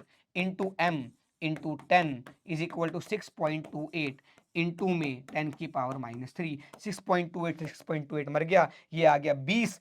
तो ये आ जाएगा बेटा 10 की पावर, वहां चला जाएगा तो m की वैल्यू आएगी बेटा 10 की पावर, ऊपर चला गया 4 और नीचे बचेगा बेटा 20। तो आंसर आएगा बेटा आपके पास 100 इंटू 100 अपॉन में 20। दादा ने बोला आंसर 500 है तो 500 ही होना चाहिए, नहीं तो मेंस को एग्जाम मत देना भैया। 400 आंसर आ रहा है भाई, सॉरी 20 पंजे 100, कुछ ना कुछ गलती हुई है कि बेटा 400 है 500 है। देख लेना भाई सब कैलकुलेशन, मेरी मिस्टेक है या तो उनकी मिस्टेक है। 5 एम्पेयर है, रेडियस इतना है, रेडियस की जरूरत ही नहीं है। लेंथ आपके पास कितना है बेटा, 0.5 मीटर, ठीक है जी, 0.5 मीटर है आपके पास ये। तो n नंबर ऑफ टर्न्स है, 4 पाई इंटू 10 की पावर -7, 0.5 इतना, 0.5 इंटू करंट है 5। If the magnet of the solenoid, ठीक है, mu naught N I inside the solenoid 6.28। तो 4 को लिख दिया 2 इंटू 2 पाई की वैल्यू है 6.28 मर गया, ये आ गया 20, 10 की पावर -7 10 की पावर 4 बचा, तो 10 की पावर 4 बचा। तो भैया यार मेरे हिसाब से तो 500 ही आना चाहिए। एक बार फिर भी चेक कर लेना ना, please check answer, please check answer, मैं बता रहा हूं, खुद ही बोल रहा हूं, प्लीज चेक आंसर। हो सकता है टाइपिंग मिस्टेक हो या फिर मेरी कैलकुलेशन मिस्टेक हो, तो चेक कर लेना, कॉन्सेप्ट यही रहेगा, कॉन्सेप्ट नहीं बदल जाएगा, ना ही फिजिक्स बदल जाएगी। ठीक है भैया, 17वां सवाल ये हो गया आपके पास, ये लो जी 17वां सवाल हो गया। ठीक है बेटा, आगे बढ़ते हैं। कितने सवाल तो ये सिखा दे कि इस माइंड मैप के बेसिस पे कर सकता है। एक लॉन्ग स्ट्रेट वायर है, कैरीज करंट है I, the current is uniformly distributed across cross section में डिस्ट्रीब्यूट है। The ratio of the magnetic field at A/2 and ये वाला फॉर्मूला कौन सा लगाएगा, बी इन साइड के लिए फॉर्मूला कौन सा लगाएगा, बी इन साइड के लिए फॉर्मूला लगाएगा म्यू नॉट J/2, या फिर म्यू नॉट IR अपॉन में 2R², ये वाला जो फॉर्मूला था वो वाला लगा देगा आपके पास। ठीक है जी। और अगर मैं बात करूं जे होता है πr², I अपॉन πr², और ठीक है जी, यही आता था मेरे ख्याल से। और बी आउटसाइड का फॉर्मूला किसके बराबर था बेटा आपके पास, म्यू नोड I अपॉन में 2πr के बराबर, ये आउटसाइड के बराबर था फॉर्मूला। तो भैया इनसाइड आउटसाइड के लिए फॉर्मूला दे रखा है, आंसर लगा लो, आंसर आ जाएगा आपके पास। ये वाला फॉर्मूला यूज करना है इनसाइड के लिए, आउटसाइड के लिए, ये वाला, खत्म कहानी। अब कर लेना भैया। ये सवाल नंबर कौन सा हो गया, 18 भैया। ओ बाप रे, 18 सवाल कर दिए अभी में, अभी तो आधी पिक्चर है बेटा। Magnetic field intensity centre of the long current carrying solenoid, centre में बताना है, कर इज फाउंड टू बी, इतना है आपके पास magnetic field. Number of turns 8 है पर सेंटीमीटर, तो 8 टर्न्स हैं 1 सेंटीमीटर में, यानी कि 1/100 मीटर में, है ना जी। तो इसको लिख सकते हैं 8 इंटू 100 पर मीटर, यानी कि 800 टर्न्स पर मीटर है, 800 टर्न्स पर मीटर। तो n की वैल्यू को 800 रखोगे भाई साहब, ऐसा नहीं कुछ और कर दो, क्योंकि यहाँ पर मीटर में वैल्यू आएगी ना मीटर नीचे, total turns upon total length, length metre में पुट करनी है, तो 1/100 मीटर पुट करोगे। ठीक है बेटा, अब आंसर निकालना, सही आंसर आ जाएगा तुम्हारा। ये लो भैया 19वां सवाल हो गया तुम्हारा, फॉर्मूला पुट करना है, आंसर निकालना है, खुश हो जाना भैया निकाल के। ये लो जी 19th। अब थोड़े बहुत तुम कर लेना, इसके बाद मैं, अच्छा वो वाले सवाल रह गए, कुछ सवाल मैं करा देता हूँ ये वाले, देखो ध्यान से। एक इलेक्ट्रॉन, यहाँ पे कुछ कैलकुलेशन वाले लिख रहे हैं, एक चार्ज पार्टिकल है, मैग्नेटिक फील्ड में घुसा हुआ है, एक्सेलरेशन इसके बराबर है, then the force of alpha is, alpha किसके बराबर है, charge particle moving in the magnetic field इतना, इफ इट्स एक्सेलरेशन इज इतना, then the value of alpha is. अच्छा इसमें कुछ मिसिंग लग रहा है मुझे, एक्सेलरेशन दे रखा है, फोर्स की वैल्यू के लिए v क्रॉस b चाहिए, इसको छोड़ो, इसको देखते, टाइम नहीं इतना। एक प्रोटॉन है, ड्यूट्रॉन है, अल्फा पार्टिकल से, सेम काइनेटिक एनर्जी है। प्रोटॉन का मतलब कितना होता है बेटा, प्रोटॉन का मतलब चार्ज तो हो गया आपके पास प्लस ई, मास हो गया m। ड्यूट्रॉन का मतलब हो गया बेटा आपके पास 1h2, हाइड्रोजन का दूसरा क्या बोलते हैं आइसोटोप 1h2।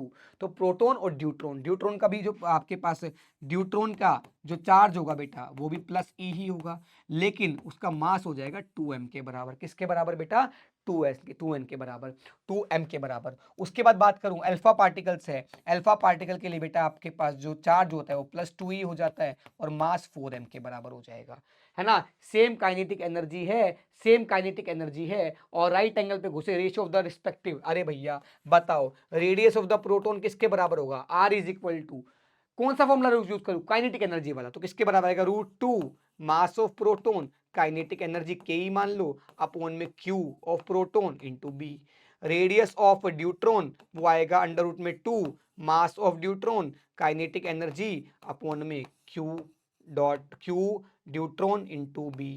और radius of alpha particle √2 into mass of alpha particle, kinetic energy of alpha particle, और अपॉन में q अल्फा इंटू बी।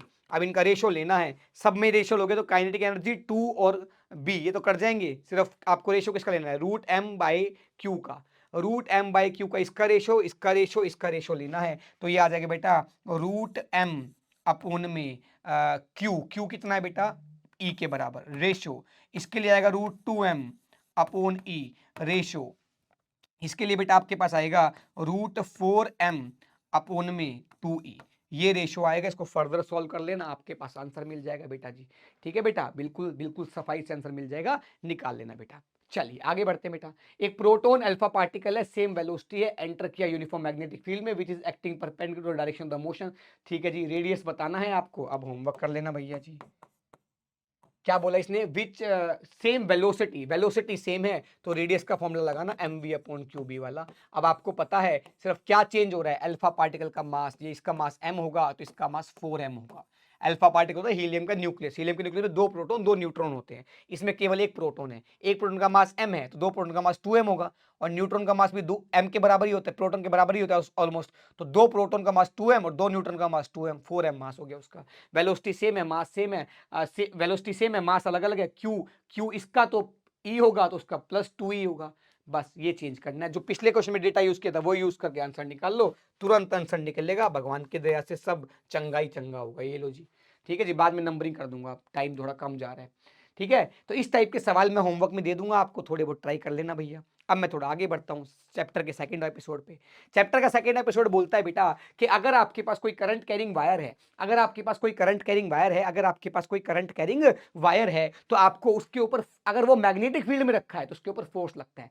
देख, दो चीज पढ़ी हमने, इससे पहले पढ़ा कि करंट कैरिंग वायर के कारण मैग्नेटिक फील्ड, अब मैं कह रहा हूं करंट कैरिंग वायर है, उसको किसी और मैग्नेटिक फील्ड में रखा है, बाहर के मैग्नेटिक फील्ड में रखा है, तो उसके ऊपर एक फोर्स फील होता है, वो फोर्स होता है I into DL cross B, I into DL cross B. DL क्या है बेटा, छोटी सी लेंथ, DL क्या है बेटा, उस एलिमेंट की छोटी सी लेंथ, B क्या है बेटा, मैग्नेटिक फील्ड वेक्टर। बिल्कुल सही बात है सर जी। अगर आपके पास B यूनिफॉर्म है बेटा, तो मुझे किसी टोटल बड़ी वायर पे फोर्स निकालना है, तो मैं इंटीग्रेट कर दूंगा, इंटीग्रेट करूंगा तो बेटा I तो कॉन्स्टेंट है, आई तो हर एलिमेंट में सेम ही जाएगा बेटा, एक ही वायर है तो, और बी कांस्टेंट है तो बी बाहर आ गया, इंटीग्रेट किसका होगा बेटा, केवल डीएल का होगा। इसका जो सबसे मेन फॉर्मूला आता है बेटा वो आता है I into L effective cross B. अगर कांस्टेंट मैग्नेटिक फील्ड है तो उसके अंदर पूरी वायर पे निकालने के लिए एल इफेक्टिव का कॉन्सेप्ट यूज होता है। अब पूछोगे सर एल इफेक्टिव क्या है, पूछना हक भी बनता है तुम्हारा, तुम छोटे बच्चे हो हम बड़े हैं, तुम्हारा हक बनता है और हम बताएंगे। देखो ध्यान से, एल इफेक्टिव का मतलब होता है बेटा, सिंपल एक शॉर्टकट ढूंढ लिया हमने कि अगर करंट कैरिंग एलिमेंट है वो कांस्टेंट मैग्नेटिक फील्ड, बार बार बोल रहा हूं कांस्टेंट मैग्नेटिक फील्ड के लिए ही ये फॉर्मूला होगा, अदरवाइज इस इंटीग्रेशन से चलना पड़ेगा, इससे चलना पड़ेगा, छोटा सा एलिमेंट का निकाल के फिर इंटीग्रेट करना पड़ेगा, वो सवाल नहीं आएगा। सवाल कैसा आएगा कि कांस्टेंट मैग्नेटिक फील्ड में अजीबोगरीब वायर है तो टोटल फोर्स कितना लगेगा, टोटल फोर्स के लिए एल की जगह एल इफेक्टिव रख दो। एल इफेक्टिव क्या होगा बेटा, स्टार्टिंग से लेके एंड पॉइंट तक का एक वेक्टर। सर डायरेक्शन कैसे डिसाइड करूंगा, इधर एरो लूं या इधर, जिस डायरेक्शन में करंट जा रहे उधर, यहां से करंट चालू हुआ यहां तक गया तो ये एल इफेक्टिव हो गया। इसमें देख, इस वायर में यहां से करंट चालू हुआ यहां गया तो एल इफेक्टिव हो गया, ये 2r के बराबर। इसमें करंट यहां से चालू हुआ यहां तक, ये लेंथ थी, एल इफेक्टिव है। इसमें बता, जहां से चालू हुआ वहीं घुस गया तो एल इफेक्टिव कितना हो गया, 0। इसलिए बोला जाता है क्लोज लूप अगर मैग्नेटिक फील्ड में रखा है तो उस पर नेट फोर्स 0 होता है। क्लोज लूप में net force is 0। Close loop, close current carrying loop में net force in the magnetic field 0 होता है। उसके बाद बात करूं, जैसे ये वायर है यहां से शुरू हुई तो यहां से शुरू हुई यहां पे खत्म हुआ तो ये हो गया एल इफेक्टिव जो पिंक कलर से बना रखा है। तो अगर मुझे इन सब का क्वेश्चन का आंसर निकालना हो तो मैं एल इफेक्टिव का आंसर निकालूंगा और यहां पुट कर दूंगा, मेरे पास सीधे सीधे आंसर आ जाएगा मैग्नीट्यूड में। और डायरेक्शन तो पता ही है बेटा, एल इधर बी इधर, इस तरफ फोर्स लग रहा है इस पूरे लूप पे। इसमें देखो एल इधर बी इधर तो एल क्रॉस बी के कारण इधर, यानी कि इस लूप पे इधर फोर्स लग रहा है। इस पे तो कोई फोर्स नहीं लग रहा है। इस पे देख, एल इधर बी अंदर तो एल क्रॉस बी ऊपर लग रहा है। इसमें देख, एल इधर और एल इफेक्टिव इधर बी अंदर तो एल क्रॉस बी से फोर्स इधर लग रहा है। तो क्रॉस प्रोडक्ट स्ट्रॉन्ग है तो सब कुछ स्ट्रॉन्ग है, चंगा ही चंगा। आ जाओ जी आगे बढ़ते हैं बेटा। दो पैरेलल वायर अगर रखी है, दो पैरेलल वायर अगर रखी है बेटा तो उनके बीच में फोर्स याद रखना। तो वो अगर दो पैरेलल वायर में सेम डायरेक्शन में करंट है तो फोर्स अट्रैक्टिव होगा, और अपोजिट डायरेक्शन में करंट है तो रिपल्सिव होगा आपके पास। और फोर्स का मैग्नीट्यूड किसके बराबर आएगा बेटा, mu naught I1 I2 upon 2 pi D. Actual में ये फोर्स नहीं है, फोर्स पर यूनिट लेंथ है। ये क्या है बेटा, इस वायर के कारण इस पर फोर्स पर यूनिट लेंथ, इस वायर के कारण इस पर फोर्स पर यूनिट लेंथ, लिखा भले ही है लेकिन ये फोर्स पर यूनिट लेंथ है, यूनिट लिख के न्यूटन पर मीटर, ध्यान सोचना। तो यानी कि इसका ये जो mu naught I1 I2 upon 2 pi D force per unit length है। अगर मैं पूछूं इस वायर के इतने हिस्से पर कितना फोर्स है तो फोर्स पर यूनिट लेंथ का फॉर्मूला ये है, इनटू इतनी लेंथ से मल्टीप्लाई कर देना, आंसर आ जाएगा, खत्म कहानी। ठीक, आगे बढ़ते हैं बेटा। आगे बात आती है बेटा बार मैग्नेट की, बहुत इंपॉर्टेंट फॉर्मूला याद रखना, डायरेक्ट सवाल आते हैं और दिखा दूंगा, बहुत सवाल आते हैं। आगे देखो ध्यान से, बार मैग्नेट है बेटा, बार मैग्नेट की कहानियां पढ़ते हैं। ये चीज हम अगले चैप्टर में भी कवर कर सकते हैं लेकिन मैं यहीं पे करा रहा हूं, उसको और छोटा कर देंगे, टेंशन की कोई बात नहीं है, पढ़ना तो अल्टीमेटली सभी है। तो बार मैग्नेट है बेटा, बार मैग्नेट में आपको पता है बार शेप का होता है, एक साउथ पोल होता है एक नॉर्थ पोल होता है। साउथ पोल को हम -m से नोट करते हैं। -m क्या है बेटा, पोल स्ट्रेंथ है। स्मॉल m क्या है बेटा, पोल स्ट्रेंथ, पोल्स की ताकत। ये साउथ और नॉर्थ कितना स्ट्रॉन्ग है उसकी ताकत कौन बताएगा, पोल स्ट्रेंथ बताएगी। तो small m is a pole strength. अगर साउथ और नॉर्थ के बीच की डिस्टेंस 2l, जनरली ये लेते हैं फॉर्मूले में, तो 2l, तो 2l इनके बीच का डिस्टेंस है। तो जो मैग्नेटिक मूवमेंट, जैसे दो चार्जेस माइनस और प्लस होते थे, सेम मैग्नीट्यूड के होते थे लेकिन अपोजिट नेचर के होते थे, तो उनके कारण एक डाइपोल बनता था और उसका एक डाइपोल मूवमेंट डिफाइन होता था, और वो किसके बराबर था, Q इंटू 2l के बराबर। सेम यहां पर एज इट इज कहानी रिपीट होगी, क्या कि अगर -m और +m पोल स्ट्रेंथ के क्या है, दो पोल्स हैं, हर मैग्नेट में दो पोल्स होते हैं। तो अगर उसमें मैं निकालना चाहूं क्या बेटा, अगर मैं उसमें क्या निकालना चाहूं बेटा, मैग्नेटिक मूवमेंट निकालना चाहूं तो एक पोल स्ट्रेंथ का मैग्नीट्यूड इंटू इनके बीच की दूरी 2l, तो ये आपके पास क्या आ गया, मैग्नेटिक मूवमेंट आ गया। डायरेक्शन वहां पर -q से +q होती थी, यहां पर -m से +m होगी, यानी कि साउथ पोल से नॉर्थ पोल होगी। अब याद रखना बेटा, जो पोल स्ट्रेंथ होता है वो directly proportional to cross sectional area होता है, यानी कि इस बार मैग्नेट का जो क्रॉस सेक्शनल एरिया है, अगर वो ये वाला क्रॉस सेक्शनल एरिया है ना बेटा, ये a, तो ये कितना है, a क्रॉस सेक्शनल एरिया कितना है बेटा, ये a क्रॉस सेक्शनल एरिया है, तो ये a क्रॉस सेक्शनल एरिया के प्रोपोर्शनल होता है। तो सोचो अगर मैं इस बार को मैं ऐसे काट दूंगा तो क्रॉस सेक्शनल एरिया में तो कोई चेंज आया ही नहीं, तो पोल स्ट्रेंथ में कोई चेंज नहीं आएगा। तो जो दो नए मैग्नेट बनेंगे उनकी पोल स्ट्रेंथ सेम रहेगी। पर मैं इस बार मैग्नेट को ऐसे काट दूंगा तो क्रॉस सेक्शनल एरिया आधा हो गया, अगर बीचों बीच से काट दिया तो। ऐसे 3 स्लाइस कर दिए तो क्रॉस सेक्शनल एरिया 1/3 1/3 1/3 हो गया। तो जितने गुना एरिया बढ़ेगा या घटेगा उतने गुना ही मैग्नेटिक पोल स्ट्रेंथ बढ़ेगा या घटेगा। तो अगर मैं बात करूं, जो पोल स्ट्रेंथ है वो एरिया के प्रोपोर्शनल होती है। जैसे ही मैंने इसको काटा तो नई पोल स्ट्रेंथ जो हो गई वो m/2 हो गई, नया एरिया a/2 हो गया, इसलिए पोल स्ट्रेंथ आधी हो गई। लेकिन जो इनके बीच की लेंथ है वो पहले भी 12 थी, नई मैग्नेट में भी 12 ही होगी। तो जो नया मैग्नेटिक मूवमेंट आएगा वो किसके बराबर आएगा, m/2 इंटू लेंथ 12। तो यानी कि पुराना मैग्नेटिक मूवमेंट था m इंटू 12, नया वाला आया m/2 इंटू 2l। तो जो सेपरेट होने के बाद, जो काटने के बाद जो अलग अलग मैग्नेट बने हैं, उनका मैग्नेटिक मोमेंट आधा है। यानी कि अगर मैं किसी मैग्नेट को ऐसे काटता हूं, अलोंग द लेंथ काटता हूं, तो जितने इक्वल हिस्से करूंगा उतने ही गुना क्या हो जाएगा बेटा, मैग्नेटिक मोमेंट कम हो जाएगा। और वो मैग्नेटिक मोमेंट कम क्यों हो रहा है? क्योंकि पोल स्ट्रेंथ उतने गुना कम हो रही है। सेम वे अगर मैं मैग्नेट को ऐसे काट रहा हूं बेटा, तो पोल स्ट्रेंथ में कोई चेंज नहीं, क्योंकि area of cross section same है, पर मैग्नेटिक मूवमेंट चेंज हो जाएगा। क्यों? क्योंकि सोचो, अगर मैं इसको ऐसे काट दिया तो इन पोल्स के बीच की दूरी जो 2l थी पहले, अब l हो गई। तो पहले magnetic movement m into 2l था, अब magnetic movement m into l होगा। तो अभी भी हुआ तो आधा ही। तो मैग्नेट को चाहे ऐसे काटो चाहे ऐसे काटो, दोनों ही केस में मैग्नेटिक मूवमेंट आधा, 1/3, 1/4 होता है जितने हिस्से करोगे। अगर इक्वल इक्वल हिस्से कर रहे हो तो जितने इक्वल हिस्से किए उतने टाइम्स क्या हो जाएगा, मैग्नेटिक मूवमेंट कम हो जाएगा। बट रीजन अलग अलग है। यहां पर रीजन है पोल स्ट्रेंथ कम होने के कारण, और यहां पर रीजन है लेंथ कम होने के कारण। यहां पर पोल स्ट्रेंथ कांस्टेंट रहेगा, यहां पे लेंथ कांस्टेंट रहेगी। क्या मेरी बात क्लियर है? बहुत बढ़िया। बार मैग्नेट की कुछ प्रॉपर्टी होती है। बार मैग्नेट में आपके पास मैग्नेटिक फील्ड लाइंस निकलती हैं, नॉर्थ से और साउथ में एंटर होती है, और मैग्नेट के अंदर साउथ से नॉर्थ होती है। तो magnetic field lines are from north to south outside the magnet and south to north inside the magnet. अब बात करें जो मैग्नेटिक फील्ड लाइंस है, जहां पर भी बनी हुई है इस जगह पर पेज पर, तो जिस पॉइंट पर मैं टेंजेंट डालूंगा उस पॉइंट पर वो टेंजेंट क्या दर्शाएगी, नेट मैग्नेटिक फील्ड की डायरेक्शन दर्शाएगी। थर्ड पॉइंट है बेटा, कभी भी दो मैग्नेटिक फील्ड लाइन क्रॉस नहीं कर सकती, क्योंकि अगर क्रॉस करेंगी तो जिस पॉइंट पर क्रॉस करी वहां पर मैग्नेटिक फील्ड की दो डायरेक्शन आ जाएंगी, जो कि पॉसिबल नहीं है। आगे बढ़ते हैं बेटा। Always exist in close loop. Obvious सी बात है, मैग्नेटिक फील्ड में मोनोपोल्स एग्जिस्ट नहीं करते हैं। तो साउथ से निकलेगा नॉर्थ में, नॉर्थ से निकलेगा साउथ में जाएगा, साउथ से अंदर नॉर्थ में। तो एक क्लोज लूप में एग्जिस्ट करेंगे, क्योंकि magnetic monopoles do not exist. हमेशा याद रखना, अगर तुमसे कोई पूछे magnetic monopoles do not exist, वो किस प्रॉपर्टी के तहत है, तो इस प्रॉपर्टी के तहत है, always exist in close loop magnetic field की।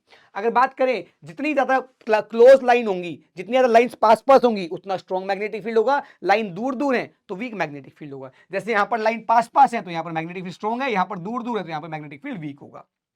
अब अगर एक पोल से दो मैग्नेट है, एक मैग्नेट के नॉर्थ पोल से 4 लाइन निकल रही है और दूसरे मैग्नेट के नॉर्थ पोल से 6 लाइन निकल रही है, तो जिससे 6 लाइन निकल रही है उसका पोल क्या है, ज्यादा स्ट्रॉन्ग है। तो नंबर ऑफ पोल स्ट्रेंथ जो है वो किसके प्रोपोर्शनल है बेटा, नंबर ऑफ फील्ड लाइंस जितनी उससे निकल रही है, एंटर हो रही है। क्या मेरी बात क्लियर है? बहुत सारी पीएचडी तुमने करा दी है, इससे बेहतर शॉर्ट नोट्स नहीं मिलेंगे तुम्हें। इसके बाद बात करूं बेटा मैं, कि जैसे हमने पढ़ा था क्या, कि एक डाइपोल मूवमेंट के कारण एक्सिस पर 2kp/r³ होता है, परपेंडिकुलर एक्सिस पर अपोजिट डायरेक्शन में kp/r³ होता है। तो माइनस इसलिए लगाया ताकि p वेक्टर इधर है तो माइनस p वेक्टर इधर है। तो माइनस क्या बता रहा है, p वेक्टर के अपोजिट डायरेक्शन में क्या होता है, इक्वेटोरियल एक्सिस पर इलेक्ट्रिक फील्ड होता है। यहां पर किसी भी जनरल एक्सिस पर बेटा जो इलेक्ट्रिक फील्ड होता है वो होता है kp/r³ 1 + 3 cos स्क्वायर थीटा। और ये जो e है वो इस लाइन से अल्फा एंगल बना रहा है, और tan अल्फा किसके बराबर था, tan θ/2 के बराबर था। ये सब कहानी हमने किसमें पढ़ी, डाइपोल के अंदर।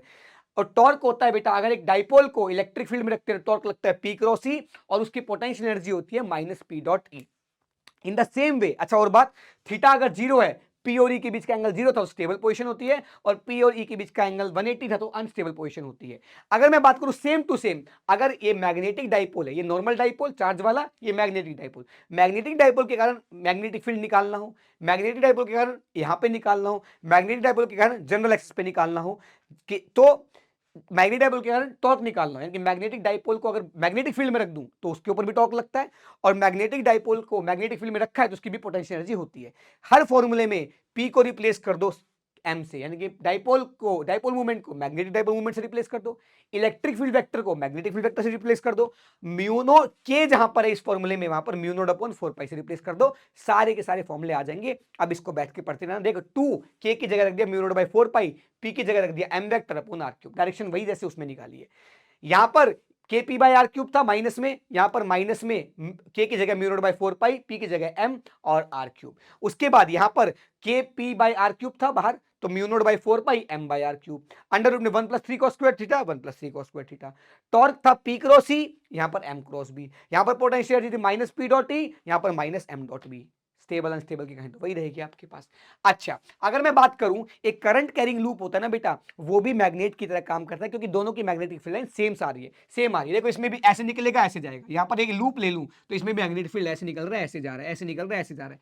तो जो मैग्नेटिक फील्ड लाइन इस बार मैग्नेट की है वही सेम टू सेम इस लूप की है। इसका मतलब करंट कैरिंग लूप भी एक मैग्नेट की तरह ही काम कर रहा है। तो अगर मैग्नेट का डाइपोल मूवमेंट था, मैग्नेट का मैग्नेटिक मूवमेंट था, तो भाई साहब इस सर्कुलर आर्क का या किसी भी आर्क नहीं, सर्कुलर रिंग का, सर्कुलर लूप का या किसी भी लूप का भी मैग्नेटिक मूवमेंट होगा। और वो कैसे डिफाइन होता है बेटा, आई इंटू एरिया वेक्टर, है ना। एरिया वेक्टर मतलब एरिया का मैग्नीट्यूड, और वेक्टर कैसे करेंगे बेटा, कर्ल करके। उंगलियां घुमाओ करंट की डायरेक्शन में, अंगूठा देगा एरिया वेक्टर की डायरेक्शन, उंगलियां घुमाओ करंट की डायरेक्शन में, अंगूठा देगा करंट की डायरेक्शन। तो आपके पास अगर एम टर्न्स हैं तो एम क्या होगा, मैग्नेटिक मूवमेंट किसके बराबर है, एन आई ए। देखो ध्यान से, इसमें करंट ऐसे है तो उंगलियां घुमाई करंट की डायरेक्शन में, बाहर की तरफ क्या होगा, एरिया वेक्टर, और बाहर की तरफ ही मैग्नेटिक मूवमेंट आएगा। इसमें यहाँ पे क्या है बेटा, इस तरफ तो अंदर की तरफ जा रहा है अंगूठा, तो अंदर की तरफ एरिया वेक्टर और अंदर की तरफ ही मैग्नेटिक मूवमेंट आएगा। खत्म कहानी, एकदम सफाचट। आगे आ जाओ जी, मूविंग कॉइल गैल्वेनोमीटर, मेरे ख्याल से आखिरी टॉपिक है, नहीं 2 टॉपिक है। मूविंग कॉइल गैल्वेनोमीटर बेटा इस तरीके का दिखता है आपके पास, नॉर्थ और साउथ के बीच में एक सिलेंडर है, सिलेंडर के ऊपर क्या है, बहुत सारी कॉइल लिपटी हुई है। ये सिलेंडर है, इस सिलेंडर के ऊपर बहुत सारी ऐसे ऐसे ऐसे ऐसे ऐसे ऐसे ऐसे ऐसे कॉइल लिपटी हुई है, और 2 यहाँ पे क्या है आपके पास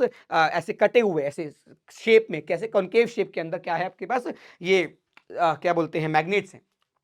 ये कॉन्केव शेप में क्यों कटे हुए बेटा, क्योंकि इनकी जो फील्ड लाइंस है वो रेडियल डायरेक्शन में होती है। जो लूप है ना बेटा, मान लो लूप ऐसे है, तो इसकी जो मैग्नेटिक फील्ड लाइंस है इसके कारण जो बनती है बेटा, वो इस तरीके से होती है। जैसे मान लो लूप ऐसे है तो ऐसे ऐसे रेडियल डायरेक्शन में क्या होता है, मैग्नेटिक फील्ड डायरेक्शन होती है। उसका फायदा क्या होता है बेटा, रेडियली मतलब जिस डायरेक्शन में लूप है उसी के प्लेन में क्या होती है, मैग्नेटिक फील्ड लाइंस आ जाती है। जिसके कारण बेटा, क्योंकि ये शेप होने के कारण जिस प्लेन में वो लूप होगा उस समय पर, उस प्लेन में ही क्या होगी बेटा, मैग्नेटिक फील्ड लाइंस होंगी। और उसके कारण एरिया वेक्टर और मैग्नेटिक फील्ड लाइंस में क्या बेटा, 90 डिग्री का एंगल होता है, जिससे कैलकुलेशन आसान हो जाती है। आगे देखना ध्यान से।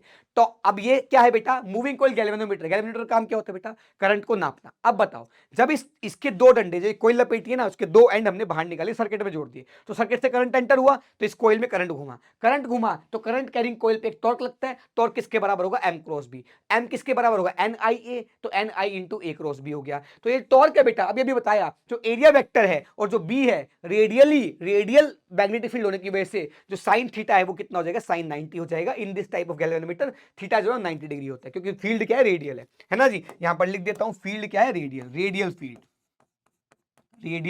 फील्ड।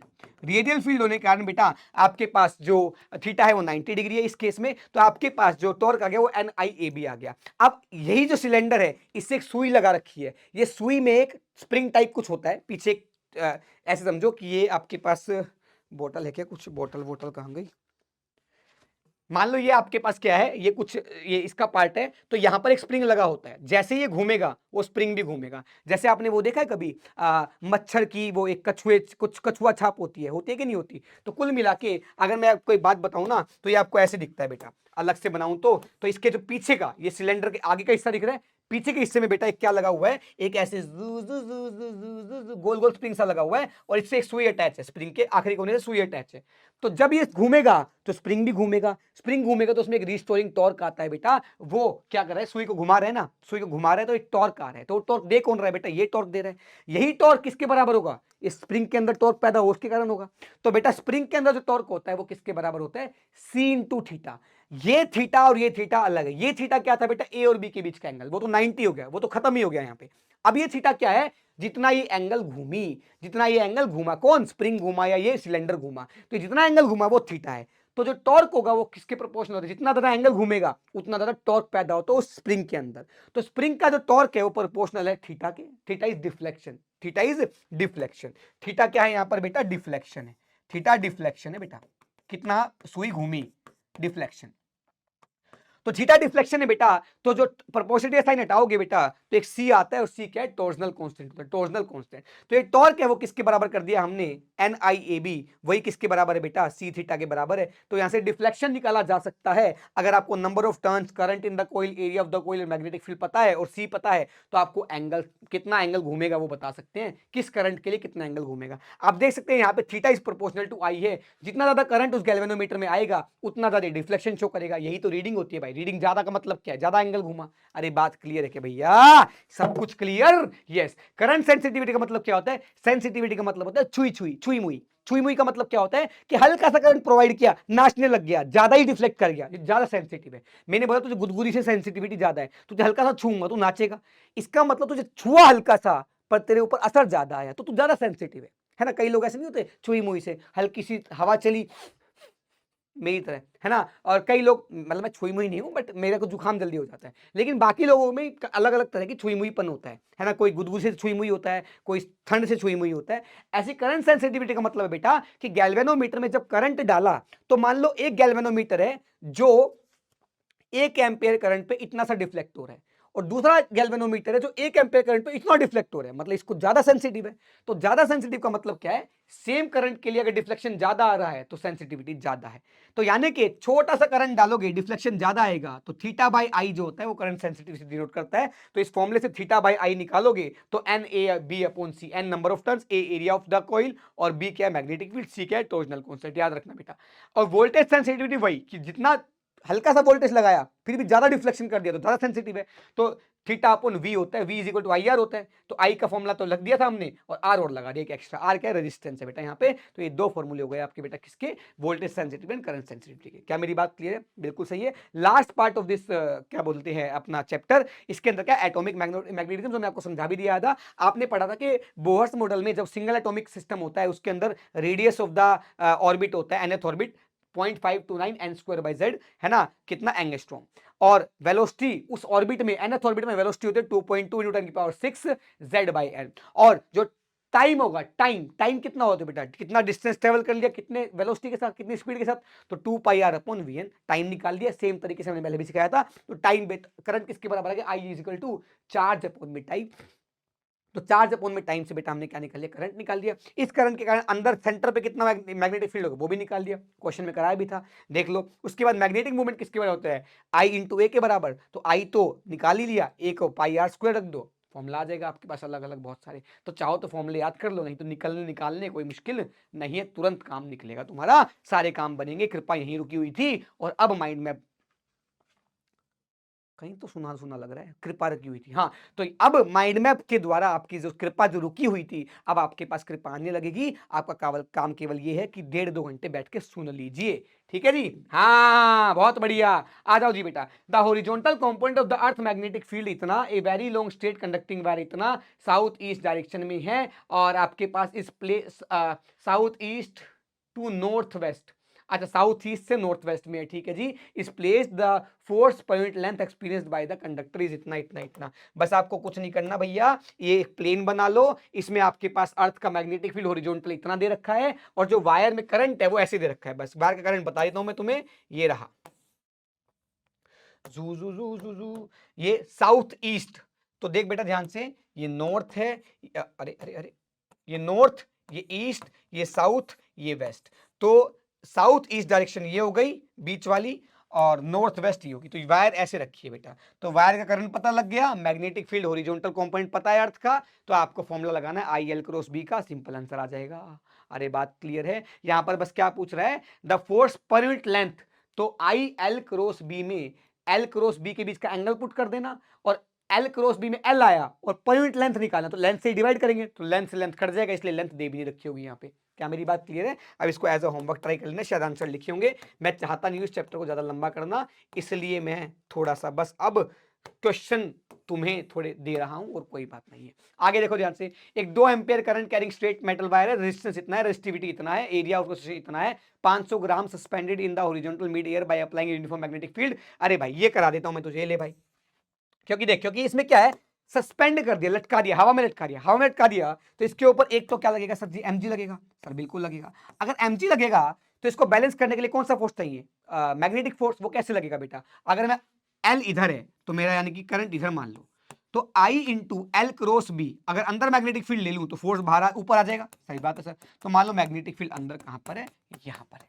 तो बताइए बेटा, जो मैग्नेटिक फोर्स आएगा वो कहां पे आ जाएगा बेटा, ऊपर की तरफ आ जाएगा, वो आ जाएगा एफ मैग्नेटिक। वो किसके बराबर होगा, I into length of the wire into magnetic field.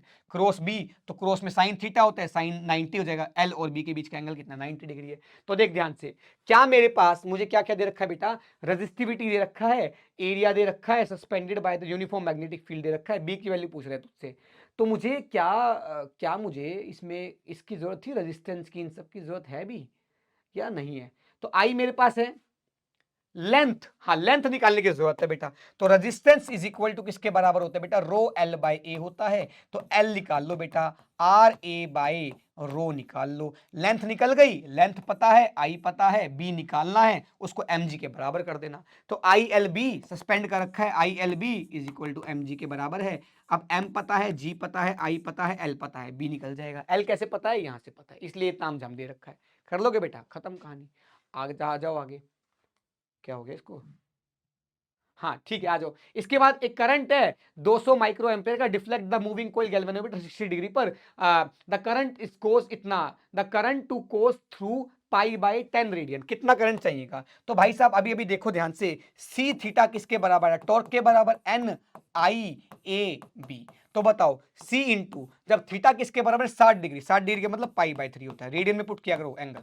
N into आई कितना है? 200 micro ampere, 200 micro ampere into area A मान लो, बी मान लो। अब बोला कि सी इंटू हमें कितना डिफ्लेक्शन चाहिए? पाई बाई 10, तो यहां पर पाई बाई 10 पुट कर दो। जी गुरु जी is equal to N, current निकालना है, आई निकल जाएगा ए इंटू बी।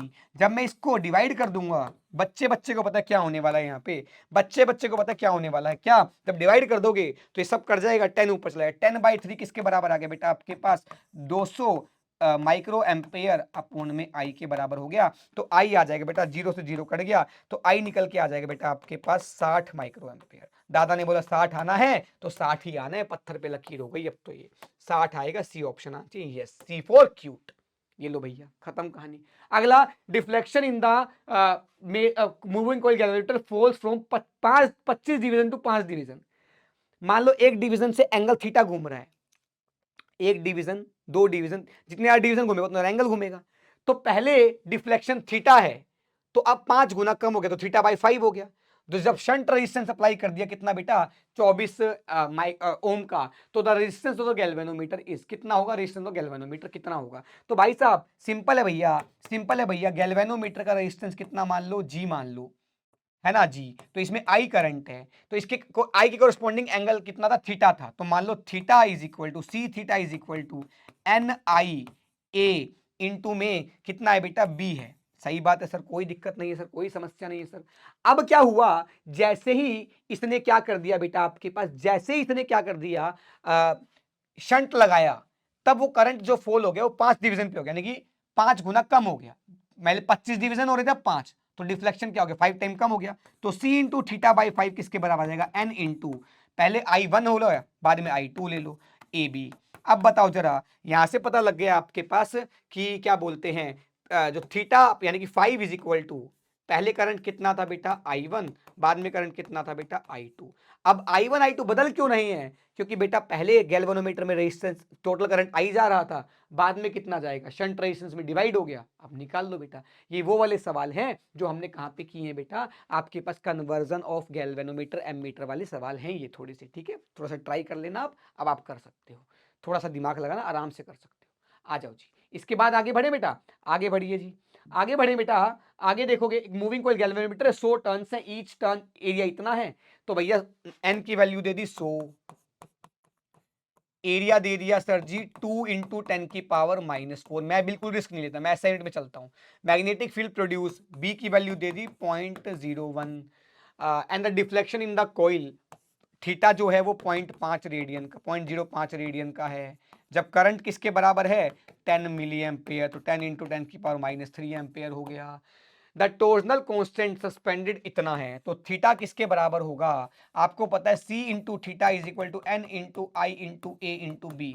तो यहां से समझ में आ गया C किसके बराबर आएगा? N into I into A into B upon में थीटा। क्या एन की वैल्यू पता है? 100, आई की वैल्यू पता है 10 की पावर -2, ए की वैल्यू पता है 2 इंटू 10 की पावर -4, बी की वैल्यू पता है 10 की पावर -2, 0.01 है ना, तो 10 की पावर -2, थीटा की वैल्यू पता है 5 इंटू 10 की पावर -2, 10 की पावर -2, 10 की पावर -2 तो कट गए हैं। यहाँ पे आ गया है बेटा जी 20, तो 20 इंटू 40, 40 इंटू 10⁻⁻6 आ रहा है मेरा, तो अगर मेरी कैलकुलेशन सही है तो 40 इंटू 10⁻6, 4 इंटू 10⁻5, तो 4 बचेगा मेरा आंसर। तो भैया 4 आ रहा है। डीटीपी ने 4 लिखा हो तो मैं उसको तारीफ कर दूंगा, यस 4 ही आंसर है बेटा, अपने को कोई शर्माने की जरूरत नहीं, अपना आंसर बिल्कुल सही आया है। ठीक है बेटा, अब ये क्वेश्चन आप कर लेना बाबू, एक होमवर्क में आप और कर लो जी। ये लो भैया, ये है दादा का चमत्कार, दादा का वादा, और ये हो गई है थैंक यू स्लाइड, जो कि मैंने अपने हाथों से थैंक यू लिखा है, बड़ा सुंदर लग रहा होगा।